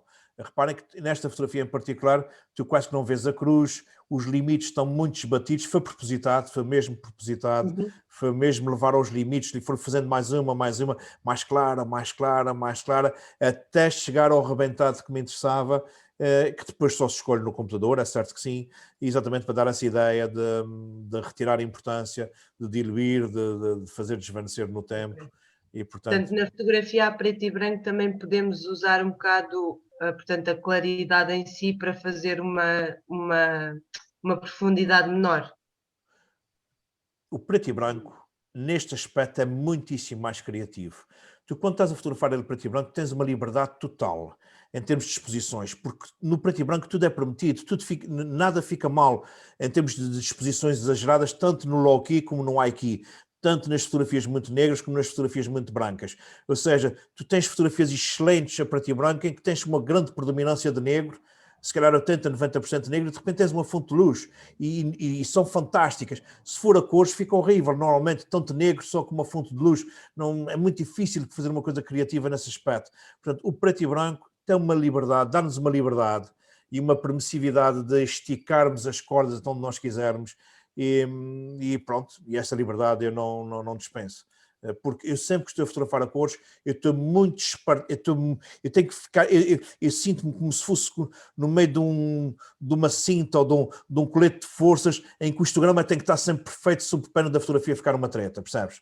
Sempre que eu estou a fotografar a preto e branco eu tenho uma liberdade total de criação. E a liberdade, atingir-se um patamar de liberdade quase total, é muito difícil. Nós temos que cortar com tantas amarras, temos que perder muita coisa, temos que nos libertarmos de muitos preconceitos, de tanta coisa que depois de se conseguir não se quer voltar atrás de forma nenhuma. e portanto eu estou neste dilema que é, eu atingi um patamar de liberdade fotográfica que por vezes só agrada a mim, mas eu não estou nada preocupado com o resto, porque é a minha forma de estar na fotografia, é a minha forma de estar na vida, e tu só passas a ser respeitado como fotógrafo ou como artista quando tu tens uma linha condutora que te acompanha o teu trabalho numa determinada época e é consistente. Se tu andares a saltitar umas coisas assim, outras coisas assim, tem umas bonitinhas e umas artísticas, epá, isto é um erro de casting, ou seja, foi o primeiro acaso, não és consistente. E portanto, tens que ser consciente. E uma coisa é certa, nós quando entramos numa fase, nós levamos um período numa determinada fase. Eu estou nesta fase de low-key há coisa de 4 ou 5, 6 anos e ainda não saí dela. Claro que quando sair eu vou passar para outra fase, se calhar vou passar só para os negros, mas pronto, mas ainda não cheguei na fase de pensar na morte como o fim. Ainda estou na fase de pensar que a vida é que é o fim. E, portanto, ainda estou numa fase low-key. E aí, não sei, há coisa de 3 semanas nós tivemos uma tertúlia fantástica com um fotógrafo, Carlos Medeiros, um fotógrafo com 76 ou 77 anos, que tem uma exposição neste momento na Lagoa, no Convento dos Frades, uma exposição magnífica e exatamente sobre a morte. Uma exposição com 15 fotografias, todas elas à noite, todas elas muito negras, todas elas entre um indivíduo com muita idade e um grafite da rua que é uma autêntica sombra da morte, uma coisa aterradora. Portanto, a exposição é fantástica e nós convidamos o senhor para a tertúlia e o senhor esteve na tertúlia, apresentou as suas fotografias, explicou o seu conceito e nós levamos 2 horas a discutir o conceito dele. E ele sempre que falava, eu sentia que o senhor, a própria tom de voz dele já era de uma pessoa que se estava a desligar do mundo. E ele ainda está muito bem fisicamente, mas psicologicamente está muito entregue já à morte. À morte, pode ter estado a perder também muitos amigos da idade dele, pronto, isso também traumatiza qualquer pessoa que está numa idade bastante avançada, traumatiza mais uns do que outros, mas ele retrata a morte exatamente como uma sente, ou seja, nós quando nos entregamos à fotografia como uma forma de arte, nós fotografamos exatamente como nos sentimos interiormente. E, portanto, esta é a linha que eu estou, vão ver esta, ainda vão ver outras no futuro, nas outras aulas, assim. É certo que isto, pronto, é uma fase, e é a minha fase que eu estou agora. Não sei se cheguei àquilo que tu... A gente tem que respeitar as pessoas, mas eu acho que não devemos ter medo da morte. Quer dizer... Eu tenho medo de sofrer, de morrer. Pois, é isso. A morte não me assusta, ou seja, o desaparecer da vida não me assusta. O que me assusta é saber constatar a morte. Constatar a morte é que acho que é assustador, mas isso depende de pessoa para pessoa, quer dizer, cada um encara. Eu gosto muito de viver, mas enquanto tiver alguma qualidade de vida, porque claro que sim. Só para dar trabalho aos outros e estar numa cama a sofrer. Sim, isso é das coisas também que mais me assusta. É um dia poder ficar acamado. Mas pronto, mas este processo... Eu já sei que tudo quanto nasce morre, não é? Isto é mais. Perfeitamente à vontade. Mas pronto, mas isso depende de tanta coisa, mas pronto, mas uma coisa é certa, aquilo que as fases em que nós vivemos... Há um ditado que diz que quem tem saúde, como é que vou dizer? Muito fala quem tem saúde, não é? Graças a Deus tem tido bastante. Muito fala quem tem saúde. É verdade que sim. E nós, quando estamos bem, muitas vezes não sabemos agradecer. É verdade. Porque só nos apercebemos do quanto bom é estar bem quando nós estamos. É verdade. Nada melhor que a saúde. Ora bem, mais uma fotografia que está muito dentro deste conceito, com uma profundidade de campo curta, uma fotografia muito ilhéu, uma fotografia daqueles momentos de meditação, sempre contra o mar, com neblinas. É muito ilhéu, é muito nosso. Nós temos sempre o mar temos muitas neblinas no nosso mar, em que nos rodeiam em demasia, ou em que que nos dão alguma claustrofobia, mas também que há algum sonhar, sempre há um sebastianismo no ilhéu muito maior do que num povo continental, porque efetivamente nós temos um confronto com a limitação pelo mar enorme e tremenda. Mas qual é o mais difícil, desculpe lá, mais uma pergunta à parte, e já estou a monopolizar um bocadinho essa coisa. É mais difícil a grande profundidade de campo ou a pequena profundidade de campo? é mais difícil a pequena profundidade de campo. O António não sente mais dificuldades em fazer curtas profundidades de campo do que grandes. É mais fácil ter uma fotografia toda nítida. Basta usar uma grande angular, um 5.6, um f8, o ponto de foco está sempre a 4, 5 metros de nós e a coisa fica sempre bem. Então, temos agora, para completar, um exercício de casa para fazer. Eu quero, ou gostaria muito, que me enviassem amanhã, porque vamos discutir aqui na aula, vai ser apresentadas as vossas fotografias aqui na aula e vamos discutir as fotografias com muita e pouca profundidade de campo. Da mesma situação da sala, ou do jardim, ou de qualquer coisa que queiram fotografar, fotografem com muita e pouca profundidade de campo. Para nós analisarmos, para vermos mais fundo, menos fundo. Diga? Mais fundo, menos fundo. Exatamente. E para nós vermos as dificuldades, para vermos a dificuldade que querem conseguir fazer, para ver como é que podemos potencializar e melhorar as coisas. Está bom? Não tem que ser feitas agora. Não tem que ser. Se já tiverem feitas, ótimos. Se não, vão praticar um bocadinho também. Fotografias nossas. Exatamente. Os reformados. Sim, mas para quem, às vezes, por exemplo, amanhã eu sei que não vou ter grande tempo, pegar numas... É fantástico, estes reformados que estão sempre tão ocupados. Pode crer. Eu acho que perdemos... antigamente tínhamos que organizar a vida porque tínhamos que trabalhar e não sei o quê.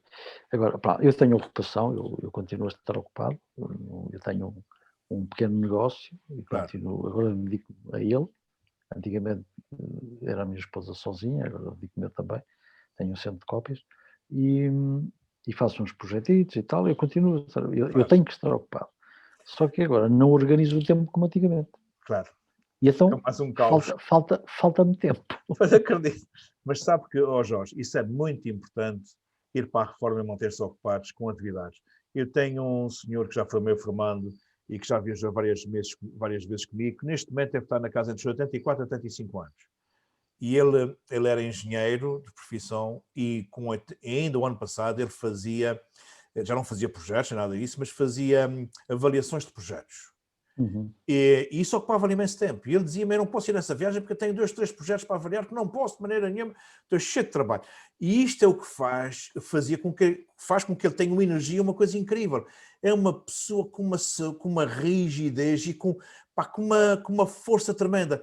É muito importante manter atividades, especialmente atividades intelectuais e fora de casa, que possam manter as pessoas ocupadas quando vão para a reforma, porque hoje vamos para a reforma muito novos, ou pelo menos relativamente novos, tanto mais que não seja para a esperança de vida, nós temos uma esperança de vida muito mais longa e que se não tivermos atividades, o corpo também começa a amolecer e depois quando o corpo começa a nossa memória tem tendência a adormecer.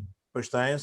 À medida que vamos ficando mais velhos, claro a memória quer descansar, já está farta de pensar nisto, naquilo e naquilo. Quer descansar, mas a gente tem que evitar, temos que espicaçá-la, não é mais? E você é um bom exemplo disso, amigo António. Bom, eu já tenho experiência da vida, que eu também já fui jovem. Claro que sim, pá. Ainda sou. Nossa, António, e os seus 80 anos ninguém os tira. Esses são seus, hein? Ninguém os tira. É verdade. Uma maravilha, pá.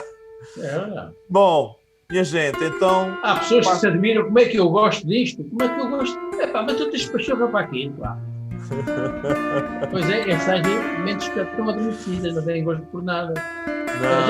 A gente não deve morrer antes do tempo. Não, é exatamente. É que quando adormecemos, morremos por antecipação e não faz sentido. Então não. Muito bem, pronto. Então, um bom descanso, boas fotografias, até amanhã e haja saúde. Obrigado. Esta hoje foi um bocadinho maior, mas valeu a pena. Obrigado.